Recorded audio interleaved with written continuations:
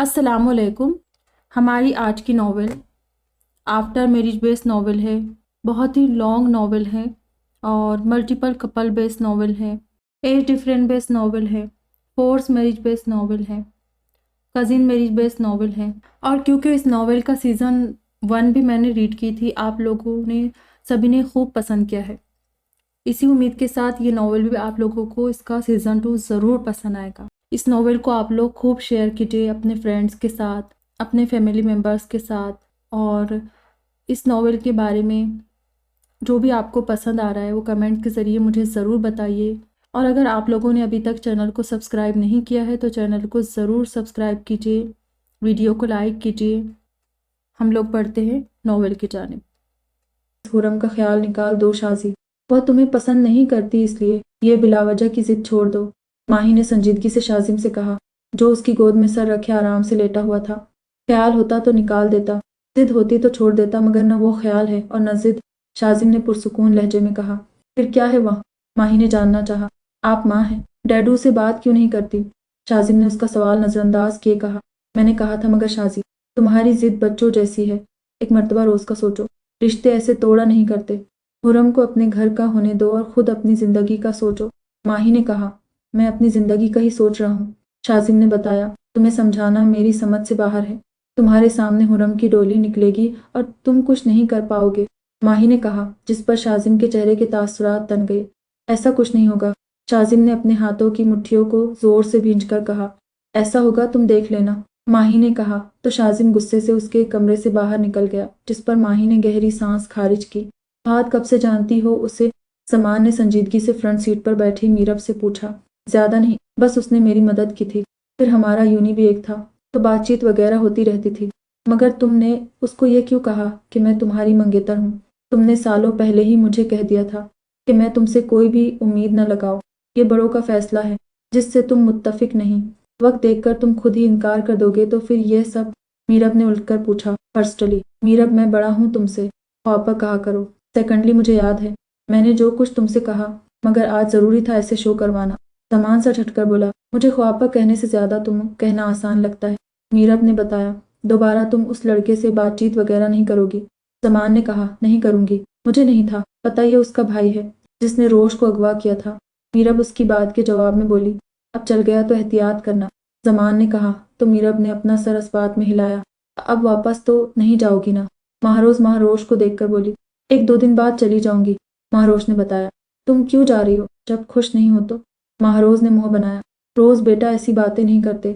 वह घर अब तुम्हारी बहन के शौहर का है, रोज को अब वहीं रहना है। शाह ने टोकर कहा। फजर के कहने पर यामीन भी यहीं आया हुआ था, तो ये शादी कौन सा नॉर्मल थी?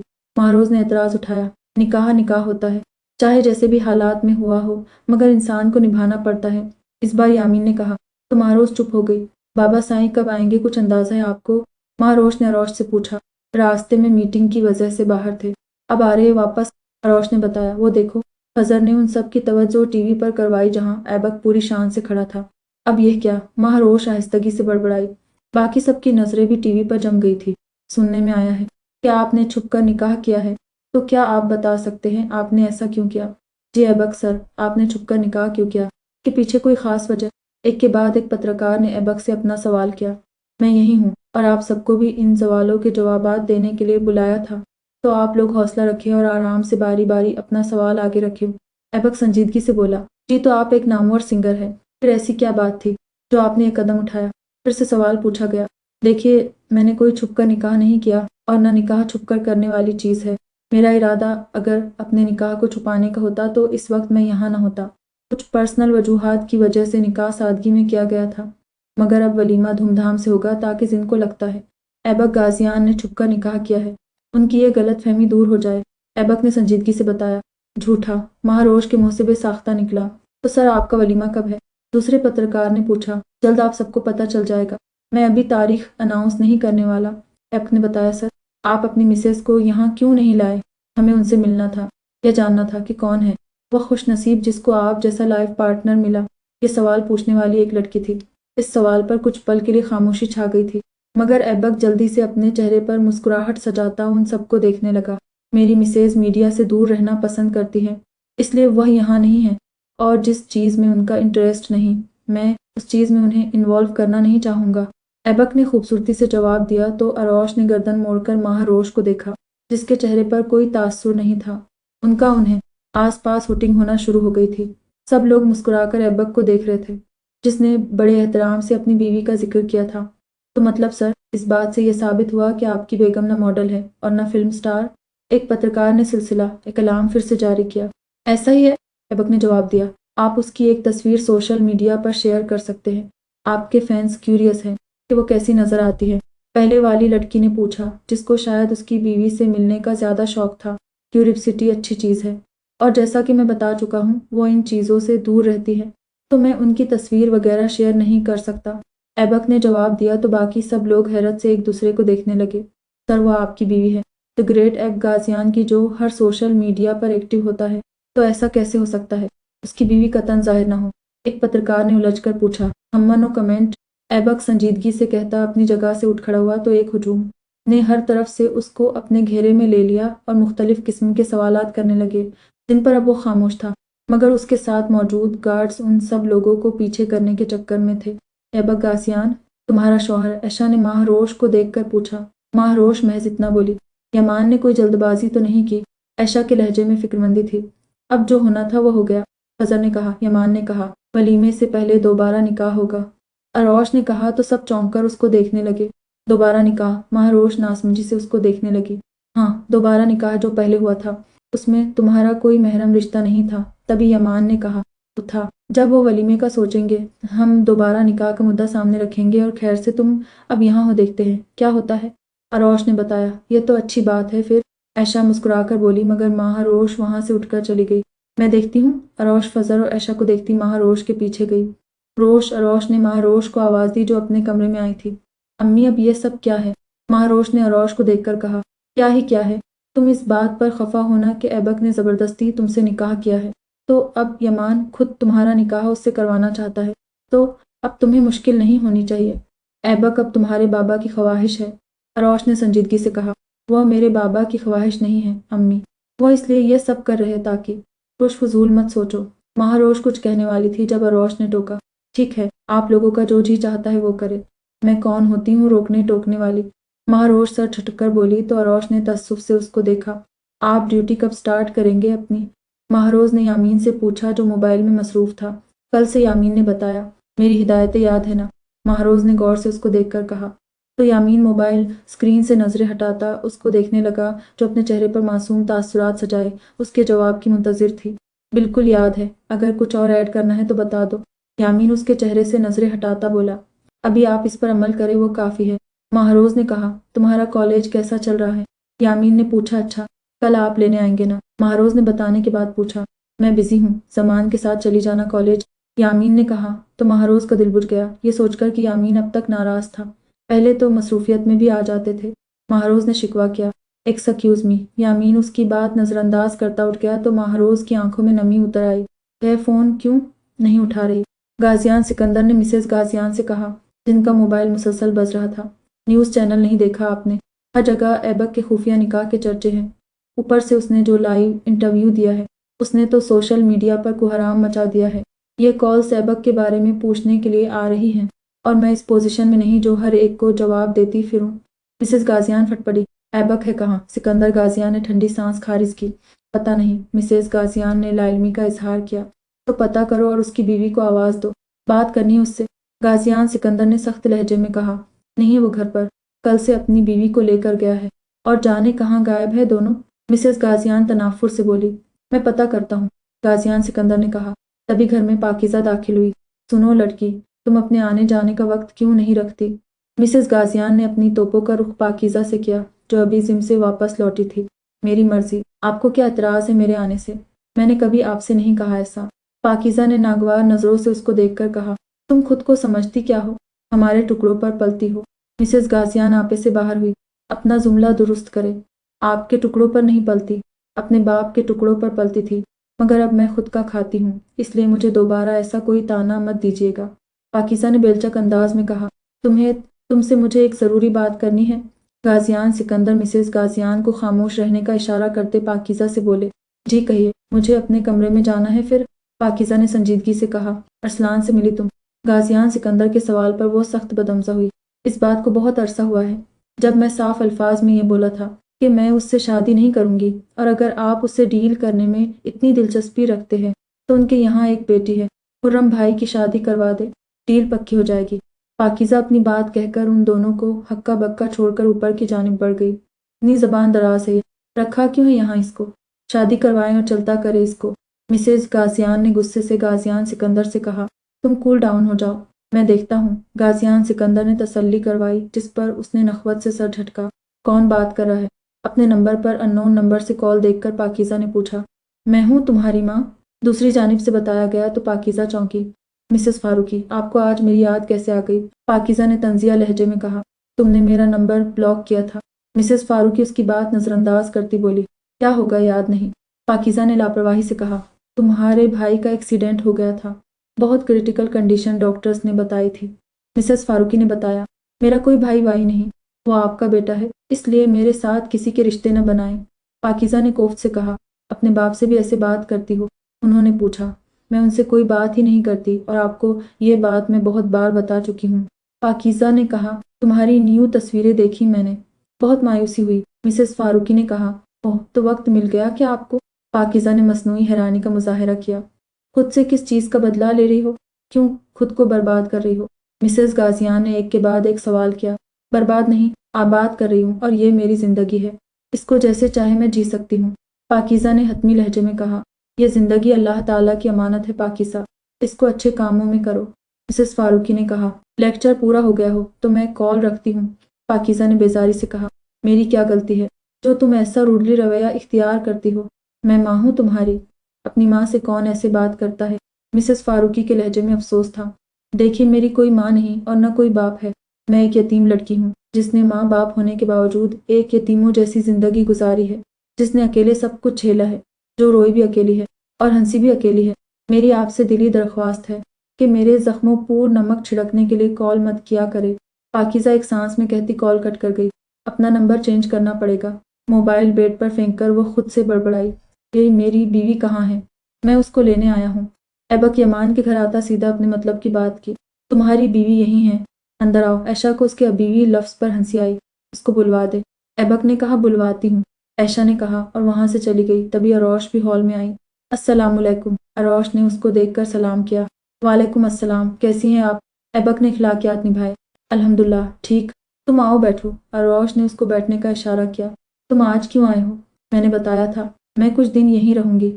ماں روش سیڑھیاں اترتی بنا کسی پر نظر ڈالے ایبک سے بولی تو اروش نے اس کو گھورا۔ روش، یہ کیا طریقہ ہے شوہر سے بات کرنے کا؟ اروش نے اس کو جھڑکا، جبکہ ایبک جو اب عادی ہو گیا تھا مسکراہٹ ضبط کے ماں روش کو دیکھنے لگا۔ کل پورا دن یہی تھی تو میں نے سوچا آج آپ کو لینے آ جاؤں۔ ایبک نے تمت کے بجائے آپ پر لفظ استعمال کیا تو ماں روش آنکھیں چھوٹی کے اس کو گھورنے لگی۔ تم جاؤ، مجھے آنا ہوگا تو بابا سائی کے ساتھ آ جاؤں گی۔ ماں روش سر جھٹ کر بولی۔ شوہر سے کیا تو تڑاک کر کے بات کر رہی ہو؟ وہ تمہیں اتنی عزت سے مخاطب کر رہا ہے اور تم بدلحاظی کا مظاہرہ کر رہی ہو، کیا یہ تربیت ہے ہماری؟ اروش نے افسوس سے اس کو دیکھا تو ماں روش چنچلائی۔ امی، آپ کو کچھ نہیں پتا، ماں روش نے کہا۔ کیا کچھ نہیں پتا؟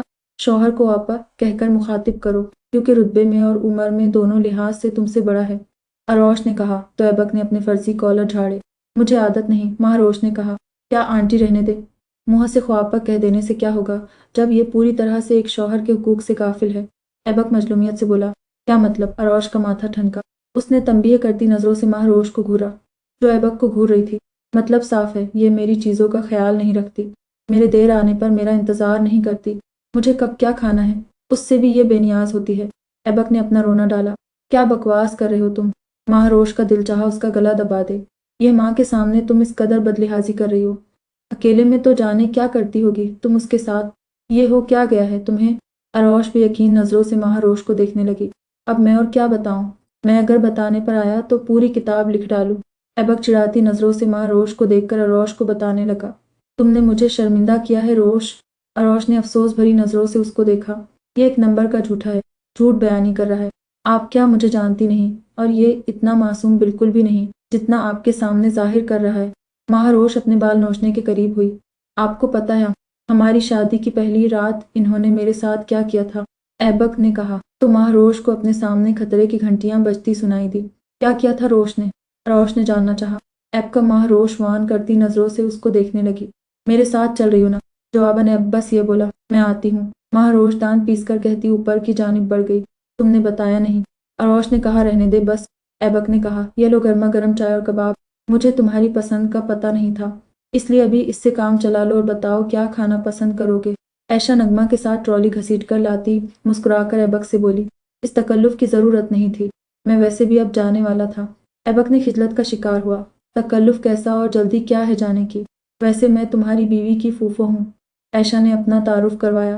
او اچھا نائس۔ ایبک مسکرا کر اس کو دیکھ کر بولا، یمان اپنے آفس میں ہے، اس کو تم سے کوئی ضروری بات کرنی ہے، اگر وقت ملے تو ملنے چلے جانا۔ یہ کارڈ ہے۔ اروش نے ایک کارڈ اس کے سامنے کیا۔ ٹھیک ہے، میں مل لوں گا ان سے، مگر کیا بات کرنی ہے انہوں نے مجھ سے؟ کیا آپ کو اندازہ ہے؟ ایبک نے جاننا چاہا۔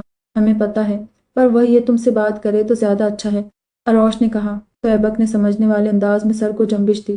میں تیار ہوں۔ ماہ روش تیار ہو کر نیچے آتی سنجیدگی سے بولی، ٹھیک ہے پھر ہم چلتے ہیں۔ ایبک ایک نظر ماہ روش پر ڈالتا مسکرا کر بولا۔ عائشہ اور اروش نے ایک آواز میں کہا، آپ لوگ کبھی چکر لگائیں ہماری طرف؟ ایبک نے کہا، انشاءاللہ ضرور۔ جواب عائشہ نے دیا۔ تب منہ کیوں بنایا ہوا ہے؟ آنا تو تھا نا؟ ایبک ڈرائیونگ کرتا ماہ روش سے بولا جو خاموش تھی۔ تم سے بات کر رہا ہوں۔ اس کے جواب نہ دینے پر ایبک تھوڑی اونچی آواز میں بولا، میرے سر میں درد ہے، بہتر ہوگا جو ابھی تم مجھ سے کوئی بات نہ کرو۔ ماہ روش نے سنجیدگی سے جواب دیا تو ایبک کندھے اچکا کر چپ ہو گیا۔ تھوڑی دیر تک گھر آ گیا تو ایبک اس کو گھر چھوڑتا خود دوبارہ باہر نکل پڑا۔ بھو، ماہ روش اپنے کمرے میں جا رہی تھی جب اچانک پاکیزہ اس کے راستے میں حائل ہوتی چیخی، تم نے مجھے ڈرا دیا۔ ماہ روش سینے پر ہاتھ رکھ کر اس کو دیکھ کر بولی، ہاں ہاں چلیار، یہ بتاؤ اپنی امی کی طرف گئی تھی؟ پاکیزہ ہنس کر پوچھنے لگی۔ جی، ماہ روش جواب دیتی کمرے میں داخل ہوئی تو پاکیزہ بھی اس کے پیچھے آئی۔ تم کیا ہمیشہ ایسے رہتی ہو؟ پاکیزہ نے سوال کیا۔ ایسے کیسے؟ عبایا اتارتی ماہ روش نے ناسمجھی سے اس کو دیکھنے لگی۔ حجاب نقاب وغیرہ میں؟ پاکیزہ نے پوچھا۔ ہاں، میں ایسے رہتی ہوں، ماہ روش نے مسکرا کر بتایا۔ اپنی ماں سے سیکھا ہوگا؟ پاکیزہ نے دوسرا سوال کیا۔ ہاں، میں نے بچپن میں اپنی ماں کو ہمیشہ پردہ کرتا دیکھا تھا تو خود بھی کرنا شروع ہوئی، ماہ روش نے جواب دیا۔ میری ماں بھی پردہ کرتی ہیں، جب میں چھوٹی تھی تو میں بھی کرتی تھی۔ پاکیزہ کا لہجہ اداس ہو گیا تھا۔ تمہاری ماں؟ ماہ روش کو یقین نہیں آیا۔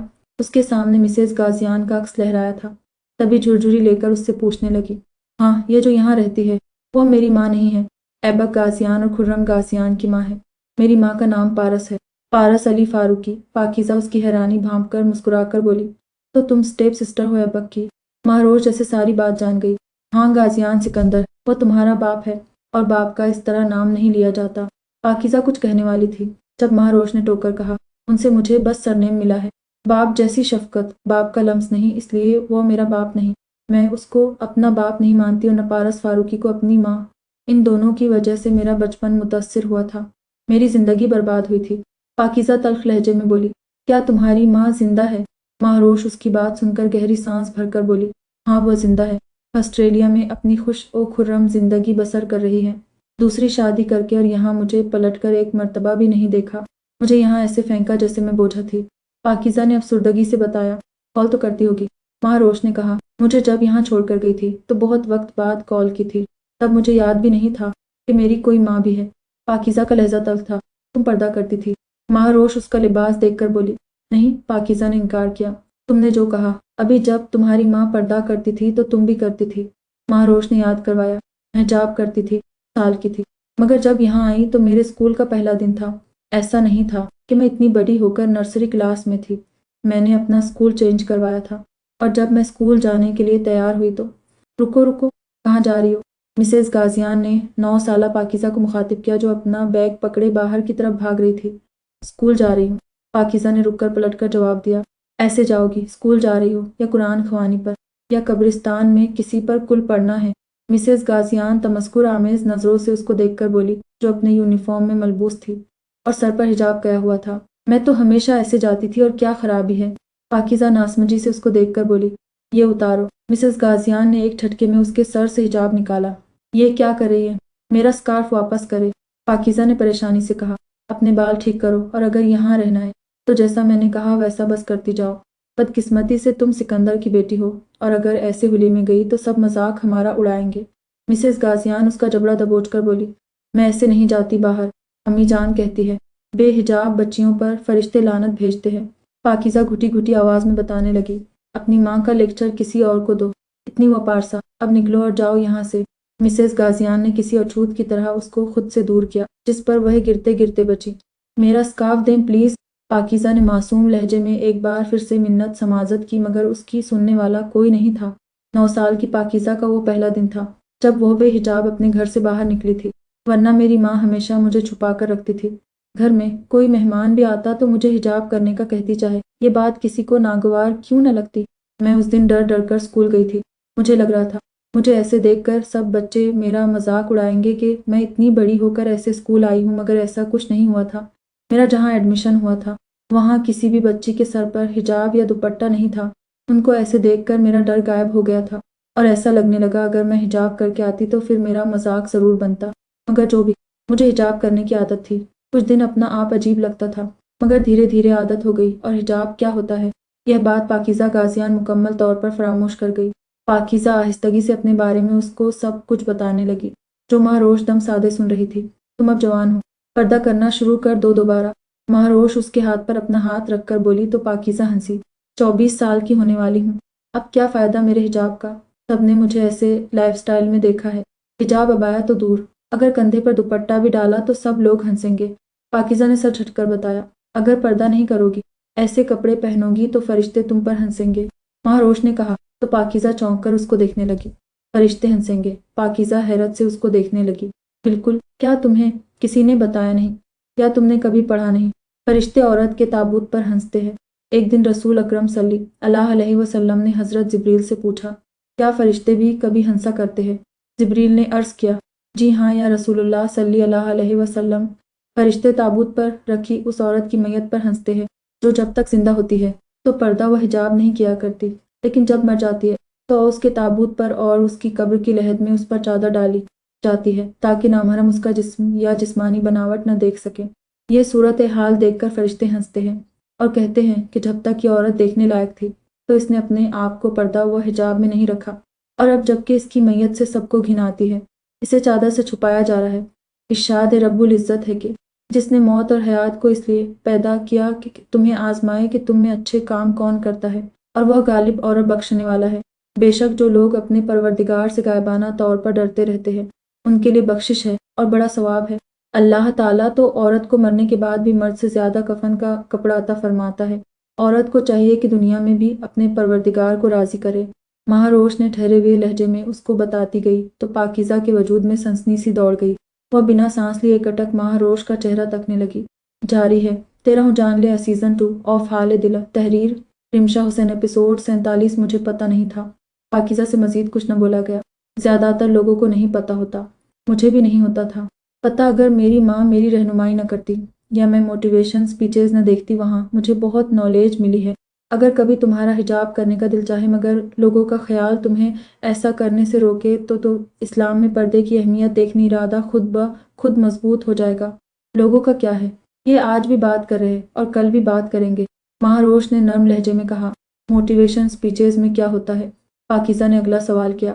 اس میں یہ ہوتا ہے کہ جو اسپیکر ہوتا ہے، جس نے سپیچ کرنا ہوتی ہے، اس کے پاس آپ کے ہر سوال کا جواب ہوتا ہے، وہ بھی قرآنی تعلیمات کے ساتھ، یعنی وہ آپ کو آیت کے ساتھ بتائے گی تاکہ جن کے دلوں میں وسوسے آتے ہیں وہ ختم ہو جائیں۔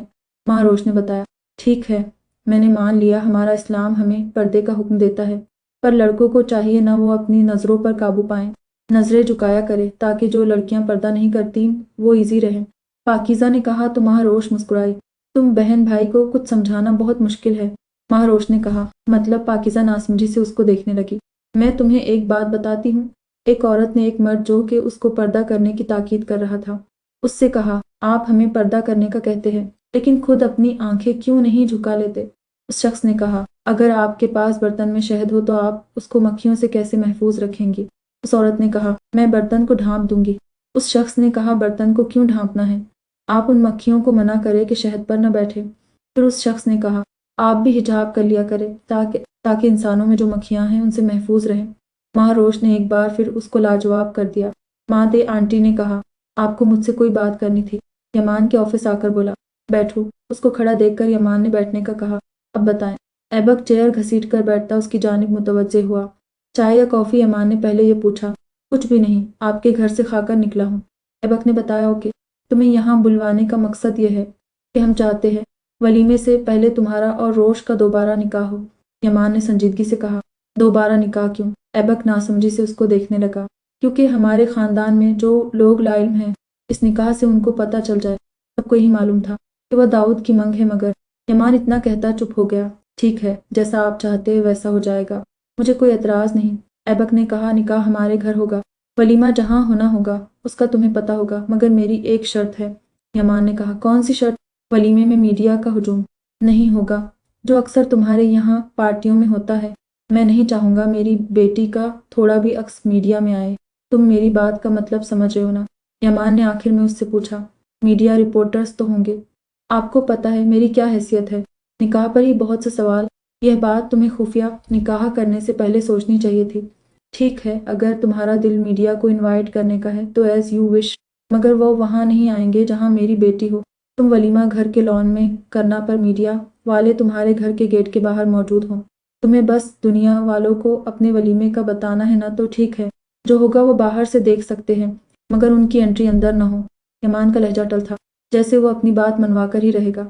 تبھی ایبک کی بات درمیان میں کاٹ کر بولا، آپ کا بھی تو تعلق سنگنگ سے تھا، پھر کیا آپ نے بھی ایسا کیا تھا؟ آپ نے ایسی سچویشن میں کیسے سروائیو کیا؟ ایبک اس کی بات پر پوچھنے لگا۔ پہلی بات، میں نے خفیہ نکاح نہیں کیا تھا۔ دوسری بات، جب ہمارا نکاح ہوا تو سنگنگ کی دنیا سے میرا بوائکاٹ ہو چکا تھا، جس وجہ سے مجھے کسی ایسی سچویشن کا سامنا کرنا نہیں پڑا۔ یمان نے بتایا، بوائکاٹ کرنے کی خاص وجہ ہے؟ ایبک نے پوچھا۔ خود کو اپنی شریک حیات کے قابل بنانے کی ایک چھوٹی سی کوشش تھی۔ یمان شانے جھکا کر بولا، تو کیا آپ نے اپنی اتنی بڑی کامیابی محض اپنی بیوی کی وجہ سے چھوڑی؟ ایبک جتنا حیران ہو سکتا تھا اتنا ہوا۔ تم کہہ سکتے ہو کیونکہ مجھے یہ دنیاوی کامیابی جتنی چاہیے تھی اس سے زیادہ ملی۔ اسی زمانے میں سنگنگ کرنا میرا جنون ہوا کرتا تھا۔ ایسا لگتا تھا اس کے لیے میں ہر چیز نظر انداز کر سکتا ہوں، مگر ایسا نہیں تھا۔ کوئی اور بھی تھا جس کے لیے میں نے اپنا جنون سر سے اتار پھینکا۔ یمان ہلکی مسکراہٹ سے بولا تو ایبک کو ماہ روش کا مسکرانا یاد آیا۔ ٹھیک ہے، میں چلتا ہوں۔ ایبک اپنا سر ہر سوچ سے آزاد کرتا بولا، امید ہے جو میں نے کہا وہ تمہیں یاد ہوگا۔ یمان نے سنجیدگی سے کہا، یاد ہے، تھوڑا مشکل ہے مگر میں سنبھال لوں گا۔ پر کیا ایک آخری سوال میں کر سکتا ہوں؟ کسی خیال کے تحت ایبک نے پوچھا۔ پوچھو، یمان نے اجازت دی۔ آپ نے میرے ہاتھ میں اپنی بیٹی کا ہاتھ اتنی آسانی سے کیوں دے دیا؟ آئی مین، میں نے زبردستی اس کے ساتھ نکاح کیا تھا۔ عام طور پر جو لڑکی کا باپ ہوتا ہے بہت واویلا کرتا ہے، اور کچھ تو اپنی بیٹیوں کو قصوروار سمجھتے ہیں، مگر ان دونوں میں سے کچھ بھی آپ نے نہیں کیا۔ کیوں نہیں کیا آپ نے ایسا؟ ایبک کے لہجے میں الجھن تھی، کیونکہ ایسے تماشا کھڑا ہوتا تمہاری آنکھوں میں صاف ظاہر تھا کہ تم روش کو کسی قیمت پر بھی طلاق نہیں دو گے۔ پھر ہمیں خلع کا مطالبہ کرنا پڑتا، کورٹ کچہری کے دھکے کھانے پڑتے، اور میں نہیں چاہتا تھا، کیونکہ ایسے پھر لوگ میری بیٹی کے کردار پر سوال اٹھاتے۔ ان کو تو بس موقع چاہیے ہوتا ہے۔ اب دوبارہ نکاح کروانے کا مقصد بھی یہی ہے کہ سب جان جائیں کہ روش کا نکاح اس کا باپ اپنی مرضی سے کروا رہا ہے۔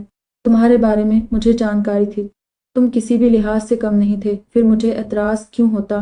مانا تمہارا طریقہ غلط تھا، بہت زیادہ غلط تھا، تمہیں ایسا نہیں کرنا چاہیے تھا، مگر جو ہوا سو ہوا۔ اس کو بدلا نہیں جا سکتا مگر سنوارا ضرور جا سکتا ہے، اور بس میں یہی کوشش کر رہا ہوں۔ باقی تمہارا ظاہری حلیہ بہت عجیب ہے۔ بات کرتے کرتے ایمان نے اس کی طرف اشارہ کے کہا تو ایبک جو بڑے غور سے اس کو سن رہا تھا، چونک کر اپنے آپ کو دیکھنے لگا، جہاں وہ اس وقت ہرے رنگ کی شرٹ اور وائٹ جینز پینٹ میں تھا۔ ماتھے پر بال بکھرے ہوئے تھے، گلے میں مختلف سی اور الگ الگ ڈیزائن کی 3 لاکٹس پہنے ہوئے تھے، بائیں کان پر ایک ٹاپس بھی پہنا ہوا تھا، اور ہاتھوں میں مختلف بینڈز پہنے ہوئے تھے، اور دونوں ہاتھوں کی انگلیوں میں رنگز بھی تھی، جس میں ایک اس کے نام کی الفابیٹ تھی تو دوسری میں رنگ میں لکی پتھر تھا۔ یہ عجیب ہے، ایبک حیران ہوا، یہ آج کل کا فیشن ہے۔ خیر، ولیمے میں پلیز تم یہ سب اتارنا، اسپیشلی یہ بلیک ٹاپس۔ یمان سر جھٹ کر کہتا آخر میں اس کے کان کی طرف اشارہ کیا۔ ٹھیک ہے، بالی پہن لوں گا، کالی سی بہت خوبصورت ہے میرے پاس۔ ایبک اس کی اتنی پابندیوں پر زچ ہوا، اتنی باتیں خاموشی سے اس نے اپنی زندگی میں سکندر غازیان کی بھی نہیں سنی تھی جتنی آج ایک دن میں یمان اس کو سنا چکا تھا۔ ایبک ایک بات مان گیا تھا، اور وہ یہ تھی، اگر وہ صحیح طریقہ اپنا کر یمان سے ماہ روش کا رشتہ مانگتا تو اس کو ایڑیاں رگڑنی پڑتی، پھر شاید شادی کا کوئی چانس بنتا، مگر سچ شکر تھا اس نے غلطی کی، مگر صحیح طریقہ اپنا کر بے وقوفی نہیں کی۔ امید ہے نکاح اور ولیمے پر تمہارا گیٹ اپ اچھا ہوگا، یمان نے مسکرا کر کہا۔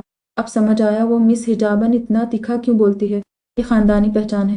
شاید تبھی جو اس کا بھائی عثمان، وہ بھی جب بولتا ہے تو منہ سے انگارے ہی نکلتے، اور اسپیشلی اس کی بہن، اس کو کیسے بھول گیا، وہ بھی باتونی تھی۔ پھر اب اس کا باپ کیسے بار بار تانا دے چکا ہے کہ میں نے زبردستی نکاح کیا ہے ان کی بیٹی سے، خیر اب رشتہ داری جوڑی ہے تو یہ جلی کٹی باتیں تو سننے پڑیں گی۔ ایبک غور سے یمان کا چہرہ دیکھتا دل ہی دل میں سوچنے لگا، مگر منہ پر کہنے کی زحمت نہیں کی۔ ٹھیک ہے، آپ کو مایوسی نہیں ہوگی۔ اتنا کہہ کر ایبک اٹھ کھڑا ہوا۔ خدا حافظ، یمان نے کہا تو ایبک سر ہلاتا اس کے آفس سے باہر نکل گیا۔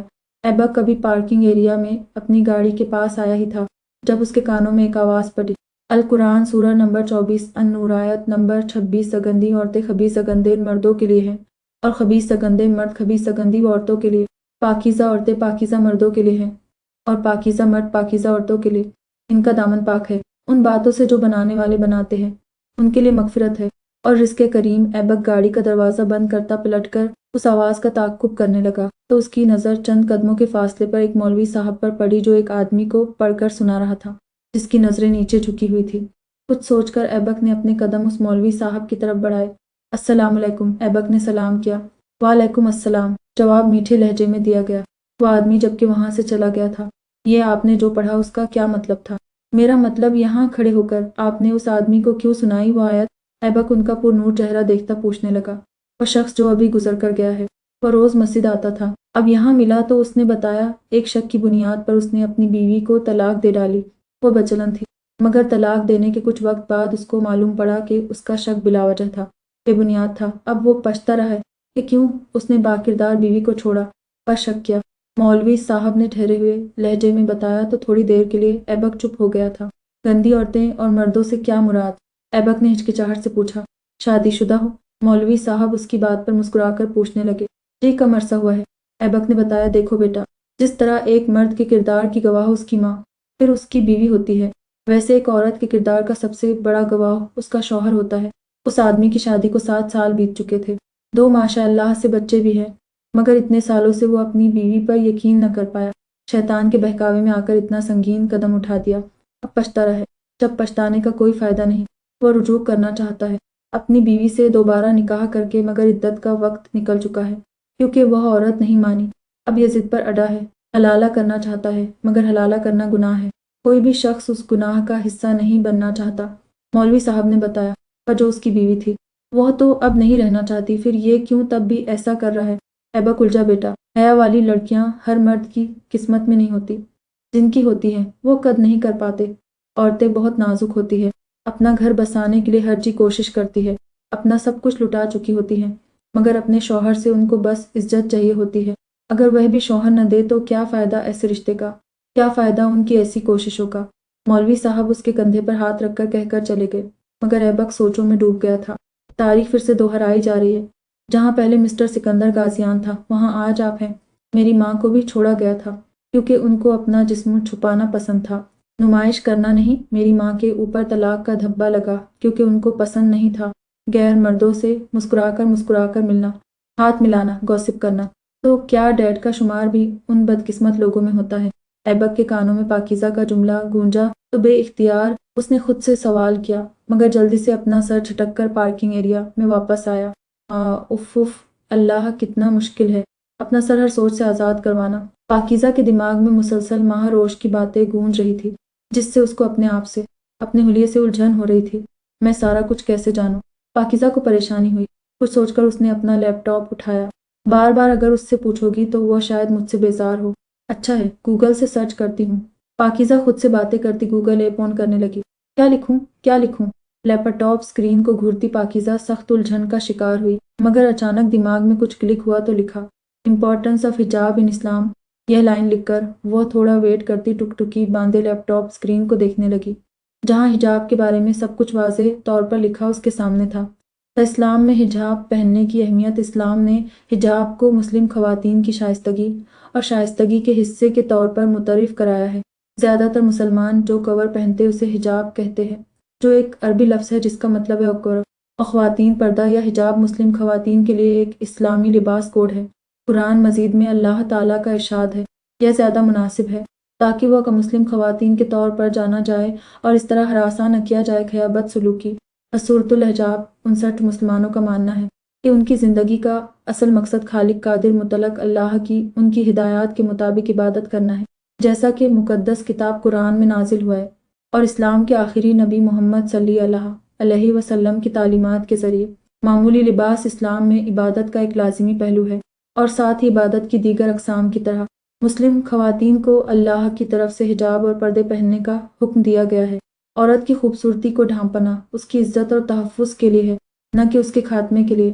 حجاب کی خوبیوں کا اندازہ قرآنی آیات سے لگایا جا سکتا ہے، کیونکہ قرآن میں خواتین کے پردے کا واضح طور پر ذکر کیا گیا ہے۔ اللہ نے قرآن میں ذکر کیا ہے، اور جب آپ نبی صلی اللہ علیہ وسلم کی بیویوں سے اپنی مرضی کے مطابق کچھ مانگتے ہیں تو ان سے پردے کے پیچھے سے پوچھے، یہ آپ کے دلوں اور ان کے دلوں کے لیے پاکیزہ ہے۔ سورۃ الاحزاب 53 اوپر سے آیت ہم یہ نتیجہ اخذ کر سکتے ہیں، حجاب پاکیزگی ہے، اور حجاب پہننے سے دل زیادہ پاک ہو جائے گا، کیونکہ یہ برے اعمال اور خیالات سے بچاتا ہے۔ حجاب اور خواتین کا پردہ کسی حد تک پابندی کے لیے نہیں ہے، یہ ایک ایسا ذریعہ ہے جس میں مسلم معاشرہ مناسب طریقے سے کام کر سکتا ہے۔ اسلام افراد اور معاشرے کو عجیب و غریب حالات سے بچاتا اور ان کی حفاظت کرتا ہے۔ چنانچہ حجاب پہنتے ہوئے مسلم خواتین نے برے کاموں اور خیالات سے بھی حفاظت کی۔ حجاب خواتین کو اختیار، وقار اور احترام کی ہوا دیتا ہے۔ صرف وہی لوگ جو اچھے سلوک کرتے ہیں وہ دوسروں سے تعریف اور اعلیٰ احترام کی توقع کر سکتے ہیں۔ ہم یہ نعمتیں اللہ تعالیٰ کی رضا کے لیے نیک اعمال کرتے ہوئے حاصل کر سکتے ہیں، اور حجاب پہننا بھی ایک ہے۔ If Allah, it is very deep. سارا کچھ دیکھنے اور پڑھنے کے بعد پاکیزہ نے سوچ لیا تھا، خود کو بدلنے کی کوشش وہ ضرور کرے گی۔ یا اللہ، اگر آپ چاہتے ہیں میں حجاب کرنے لگوں تو پلیز میری مدد کرے، میرے ارادے مضبوط کرے۔ میرے اندر انسانوں کا خوف نہیں، آپ اپنا خوف ڈالے۔ مجھے لوگوں کی فکر نہیں، آپ کی فکر ہونے لگ جائے۔ پلیز میری مدد کرے۔ لیپ ٹاپ کو سائڈ پر کرتی پاکیزہ ڈریسنگ ٹیبل کے سامنے کھڑی ہوتی اللہ سے مخاطب ہونے لگی۔ مجھے شاپنگ کرنی چاہیے اپنے سیاح جی کے ساتھ۔ بائے دا وے وہ مجھے ٹوکتا کیوں نہیں؟ جو بھی میں اس کی منکوہا ہوں، اب اس کو روک ٹوک کرنی چاہیے۔ اگر اتنی نالج اس کی چھوٹی بہن میں ہے تو ڈمپل بائے کے پاس بھی نالج کا ذخیرہ ہونا چاہیے۔ پاکیزہ کو زمان کا خیال آیا تو خود سے باتیں کرنے لگی۔ آج میں اس سے ملوں گی، اینڈ آئی ایم شیور میری ڈریسنگ دیکھ کر ٹوکے گا ضرور، اس کو ٹوکنا پڑے گا۔ پاکیزہ خود سے عزم کرتی وارڈروب سے ایک ڈریس نکال کر چینجنگ روم میں داخل ہوئی۔ جب وہ واپس آئی تو نیلے رنگ کے سلیو لیس ٹاپ اور بلیک جینس میں تھی۔ واہ پاکیزہ، تم تو قیامت لگ رہی ہو۔ آئینے میں اپنا خوبصورت عکس دیکھتی وہ شوخی سے بڑبڑائی، مگر مجھے اب ایسی ڈریسنگ نہیں کرنی چاہیے۔ حجاب کے بارے میں اتنا جاننے کے بعد تو بالکل بھی نہیں، مگر یار مجھے ڈمپل بائے کو ستانا ہے، اس کو بتانا ہے میں اس کی منکوہا ہوں، اس کو میری کیئر کرنی چاہیے، پر میں خود کو چینج بھی کرنا چاہتی ہوں۔ God is very confusing. پاکیزہ کو اپنا دماغ معاف ہوتا محسوس ہوا۔ ایک طرف سے وہ خود کو بدلنا چاہتی تھی، دوسری طرف وہ چاہتی تھی ایسا اس کو زمان کہے، مار اس پر غور کرے، اس کو سی غلط بتائے، وہ اپنا حق جتائے۔ ایک خواہش نے اس کے اندر جم دیا تھا، آریہ پار کرنا پڑے گا۔ پاکیزہ مضبوط لہجے میں بڑبڑاتی ٹیبل کے ڈراور سے ایک کیچر نکال کر اپنے کھلے بالوں کو اس میں مقید کیا، پھر دوبارہ وارڈروب کے سامنے کھڑی ہوتی، وہاں سے اپنی لان جیکٹ نکال کر پہنی جس سے اس کے ظاہر ہوتے برہنہ بازو چھپ گئے۔ اب ٹھیک ہے، پاکیزہ ایک آخری تنقیدی نظر خود پر ڈالتی اپنا پرس اور موبائل اٹھا کر کمرے سے باہر نکلی۔ اس کا ارادہ اب زمان کے پاس جانے کا تھا۔ میری ریسرچ کے مطابق وہ اس وقت یہیں سے گزرتا ہے۔ پاکیزہ سنسان سڑک کے پاس کھڑی زمان کی گاڑی کا انتظار کر رہی تھی، جس کے آنے کا دور دور تک کوئی نام و نشان تک نہیں تھا۔ لگتا ہے اس نے اپنا راستہ بدل دیا ہے۔ 10 منٹ مزید گزر جانے کے بعد زمان کا اتا پتہ نہیں ہوا تو پاکیزہ اداس ہونے لگی، مگر تبھی پاکیزہ کی نظر دور سے آتی گاڑی پر پڑی تو اس کا چہرہ کھل اٹھا۔ مائی گڈنس از کمنگ۔ پاکیزہ جلدی سے سائڈ پر ہوتی اپنی جیکٹ اتارنے لگی، پھر کیچر میں مقید اپنے بالوں کو آزاد کیا تاکہ زمان کو لگے وہ سارا راستہ ایسے ہی تھی۔ جیکٹ کو اپنے ایک بازو پر رکھتی اس نے زمان کی آتی گاڑی کے سامنے اپنا ہاتھ لہرایا، جس پر گاڑی اس کے سامنے رک بھی گئی تھی۔ ہے dimple boy, what you know about love? پاکیزہ شیشہ نوک کرتی چھوٹتے ہی سوال کیا تو زمان نے عجیب نظروں سے اس کو دیکھا۔ اس سوال کے لیے مجھے روکا تھا؟ زمان نے اس کو گھورا۔ بالکل بھی نہیں، دراصل مجھے شاپنگ پر جانا تھا، تمہارا ہی انتظار کر رہی تھی، پاکیزہ نے بتایا تو زمان کی لاشعوری طور پر نظر اس کے ٹاپ پر گئی۔ اس سے زیادہ چھوٹا ٹاپ نہیں ملا تھا پہننے کے لیے۔ زمان اپنی نظریں اس کے چہرے پر ٹکاتا طنزیہ لہجے میں بولا تو پاکیزہ نے بے ساختہ اپنے کہہ کا گلا گھونٹا۔ نہیں ملا، تبھی تو مال جا رہی ہوں تاکہ مل جائے، پاکیزہ نے بڑی معصومیت سے پوچھا تو زمان کے ماتھے پر بل نمایاں ہوئے۔ نہ جاری ہے، تیرا ہوں جان لے سیزن 2 آف حال دل تحریر رمشا حسین ایپیسوڈ 48 حجاب اسپیشل۔ اس شارٹ ٹاپ کے لیے تمہیں مال جانے کی زحمت نہیں کرنی چاہیے، بلکہ وہ تمہیں لنڈا بازار میں مل جائے گا۔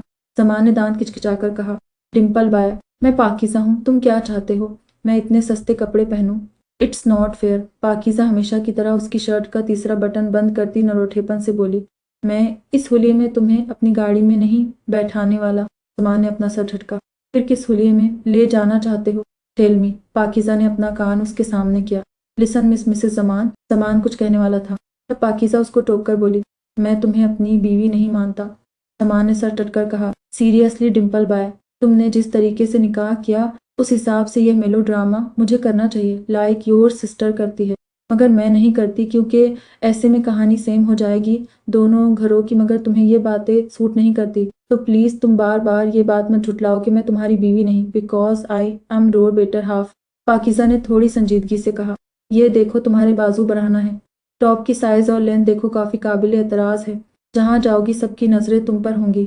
زمان نے اس کے بازوؤں کی طرف اشارہ کیے کہا، تو کیا تمہیں برا لگے گا مسٹر حبیب؟ پاکیزہ نے شوق نظروں سے اس کو دیکھ کر پوچھا۔ آف کورس، کیونکہ تم میرے ساتھ ہوگی۔ زمان نے کہا، پھر تم مجھے اپنی پسند کی شاپنگ کرواؤ، پرومس، میں کوئی آرگیومنٹ نہیں کروں گی۔ پاکیزہ نے معصومیت سے کہا، تم میری پسند کی ڈریسنگ کرو گی؟ زمان کو رتی برابر بھی اس پر یقین نہ آیا۔ یس مائی ڈمپل بائے، اینی ڈاؤٹ؟ پاکیزہ اس کے گال کھینچ کر بولی۔ یہ پہنو پہلے۔ زمان نے فرنٹ سیٹ پر پڑی اپنی جیکٹ اٹھا کر اس کو تھمائی کیونکہ اس کی نظر ابھی پاکیزہ کے دوسرے بازو پر موجود جیکٹ پر نہیں پڑی تھی۔ تمہاری میں پہنوں؟ پاکیزہ کو خوشگوار حیرت ہوئی، ساتھ میں ایک عجیب سا احساس بھی۔ میرے ساتھ چلنا ہے یا نہیں؟ زمان نے پوچھا۔ آف کورس چلنا ہے، پاکیزہ سے بولی۔ تو پہلے یہ پہنو پھر گاڑی میں بیٹھو۔ زمان نے سنجیدگی سے کہا، اوکے نو پرابلم، مگر وہ کیا ہے؟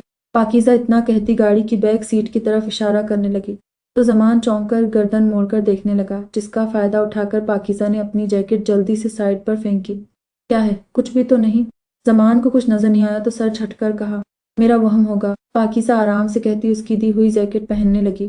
ویسے آج تم نے اپنی مصروفیت کا بہانہ نہیں بنایا، ایزیلی مان گئے، گاڑی میں بیٹھ کر پاکیزہ نے کہا، کیونکہ میں جانتا ہوں تم ایک ڈھیٹ ہڈی ہو جس کو اپنی بات منوانا آتی ہے۔ زمان نے طنز کیا، ہاں سویٹ، کتنا جان گئے ہو نا مجھے۔ پاکیزہ برا ماننے کے بجائے خوش ہوئی۔ کس مال جانا ہے؟ زمان اس کی بات نظر انداز کر گیا۔ سینٹورس مال، پاکیزہ نے کہا تو زمان نے بے ساختہ گاڑی کو بریک لگائی، پھر اس کو دیکھنے لگا جو ناسمجھی سے اس کو دیکھ رہی تھی۔ کیا ہوا؟ پاکیزہ نے بالآخر پوچھا۔ جہاں ہم ہیں وہاں سے سینٹورس مال بہت دور ہے۔ زمان نے دانت پیسے۔ واٹ ایور، تو اس میں کون سی بڑی بات ہے، فاسٹ ڈرائیونگ کرنا تم، پھر لاسٹ میں ہم مونال ریسٹورنٹ بھی جائیں گے۔ پاکیزہ نے آرام سے اپنا پلان ترتیب کیا۔ تم اتنا زج کیوں کرتی ہو؟ زمان نے ضبط سے پوچھا۔ کیونکہ تم زج ہوتے ہو۔ اگر جو تم زج ہونا چھوڑ دو تو یقین جانو میں زج کرنا چھوڑ دوں گی، وہ بھی فار ایور کے لیے، پاکیزہ نے مزہ سے کہا۔ تو زمان سر جھٹک کر دوبارہ گاڑی ڈرائیو کرنے لگا۔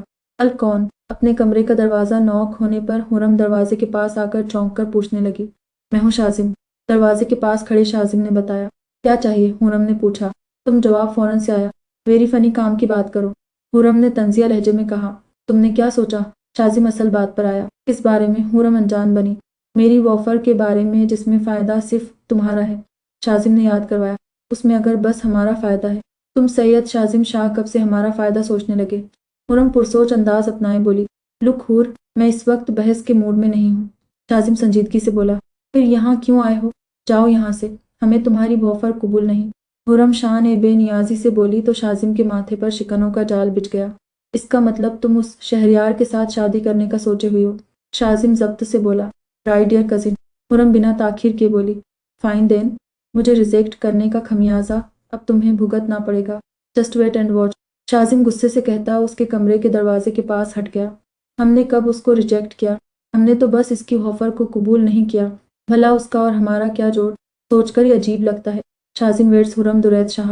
حرم جھرجھری لے کر بڑبڑائی، مگر اب کیا کرے گا یہ؟ حرم کو اچانک خیال آیا تو خود سے سوال گو ہوئی، جو بھی کرے ہمارا کیا، اپنے کیے کا ذمہ دار خود ہوگا اور نتیجہ بھی خود بھگتنا پڑے گا۔ حرم سر جھٹک کر کہتی دروازے کو کنڈی لگانے لگی، تو تمہارے ایگزامز ختم ہو گئے ہیں؟ ویسے بھی اب تم آرام سے گھر میں رہنا جب تک میں واپس نہیں آ جاتا حویلی سے، داؤد نے بہارے سے کہا جو میگزین پڑھنے میں تھی۔ ٹھیک ہے، کتنے دنوں کے لیے جا رہے ہیں آپ؟ بہارے میگزین بند کرتی پوچھنے لگی۔ 3-4 روز میں، اور انشاءاللہ اس بار میں اپنی شادی کا بتا دوں گا، کیونکہ پھر ٹریننگ کے دوران مجھے لاہور جانا پڑے گا اور میں یہاں اکیلا تمہیں چھوڑ کر نہیں جا سکتا۔ داؤد نے بتایا، جیسا آپ کو ٹھیک لگے، اور بتائیں کافی لاؤں آپ کے لیے؟ بہارے نے پوچھا۔ ہاں، کافی کی طلب تو ہو رہی ہے، مگر وہ میں یہاں نہیں پیوں گا، کافی پینے ہم کیفے چلتے ہیں، تم اٹھو اور تیار ہو جاؤ، داؤد نے مسکرا کر کہا۔ تو بہارے اٹھ کھڑی ہوئی، تبھی داؤد کا موبائل رنگ کرنے لگا۔ گیو می فیو منٹس۔ داؤد موبائل اسکرین پر نمبر دیکھتا بہارے سے کہتا لاؤنج سے باہر نکل گیا۔ اعزاز کیوں کال کی ہے مجھے؟ داؤد کال ریسیو کرتا سنجیدگی سے بولا۔ داؤد یار کی ہو گیا ہے، ہم بچپن کے ساتھی ہیں، اور تم ہو جس نے پوری طرح سے بوائکاٹ کر لیا ہے ہم سے۔ دوسری طرف اعزاز نے شکوہ کیا، کام کی بات کرنی ہے تو کرو ورنہ میں کال رکھتا ہوں۔ داؤد نے بیزاری کا مظاہرہ کیا۔ ہم دوست ہیں تیرے، اس بار سلیم بولا، وہ جو مجھے طوائف کھانے لے گئے تھے۔ اگر مجھے تم میں سے کسی کی خصلت کا پتہ ہوتا تو میرے دوست تم لوگ کبھی نہیں ہوتے۔ داؤد نفرت سے بولا۔ سن داؤد، زیادہ غصہ مت دکھا، وہاں سے تو لڑکی لے کر نکلا تھا، بتا کہاں ہے وہ؟ اعزاز نے سنجیدگی سے پوچھا۔ مائنڈ یور اون بزنس، داؤد ناگوار لہجے میں بولا۔ اس کو ذرا برابر پسند نہیں آیا تھا اعزاز کا یوں بہارے کے بارے میں بات کرنا۔ اوہ، تمہیں غصہ آ رہا ہے؟ سلیم تمسخر آمیز لہجے میں بولا۔ تم جو سیدادے بنے گردن اکڑا کر چلتے ہو نا، اگر تمہارے باپ کو پتہ چل گیا کہ تم کیسے کوٹھے سے ایک لڑکی کو اپنے ساتھ لے گئے تو اپنا حشر سوچ لو۔ اس لیے ہم سے بگاڑنے کی کوشش مت کرو، کیونکہ ہمارے پاس تمہارے راز ہیں۔ اعزاز نے جتانے والے لہجے میں کہا۔ میرا اگر کوئی راز ہے کہ تو تم لوگ اس کو ہمراز کر لو یا کچھ اور، پر میری جوتی تک کو پرواہ نہیں، اور نہ تم لوگوں کو میرے حشر کے بارے میں سوچنا چاہیے، داؤد نے بے خوف لہجے میں کہا۔ ہمیں بحث نہیں کرنی، اگر تم چاہتے ہو میں یا سلیم چپ رہیں، کسی کو نہ بتائیں تو ہمیں 5 لاکھ دینا ہوگا تمہیں۔ سلیم نے اپنا مدعا بیان کیا۔ زندگی میں کبھی اتنے پیسوں کی شکل دیکھی بھی ہے؟ داؤد نے طنز کیا۔ ہمارا سب مت آزماؤ، سلیم نے دانت پیسے۔ یو بو آئی ڈونٹ کیئر، داؤد نخوت سے کہتا کال ڈراپ کرنے والا تھا جب اعجاز بول اٹھا۔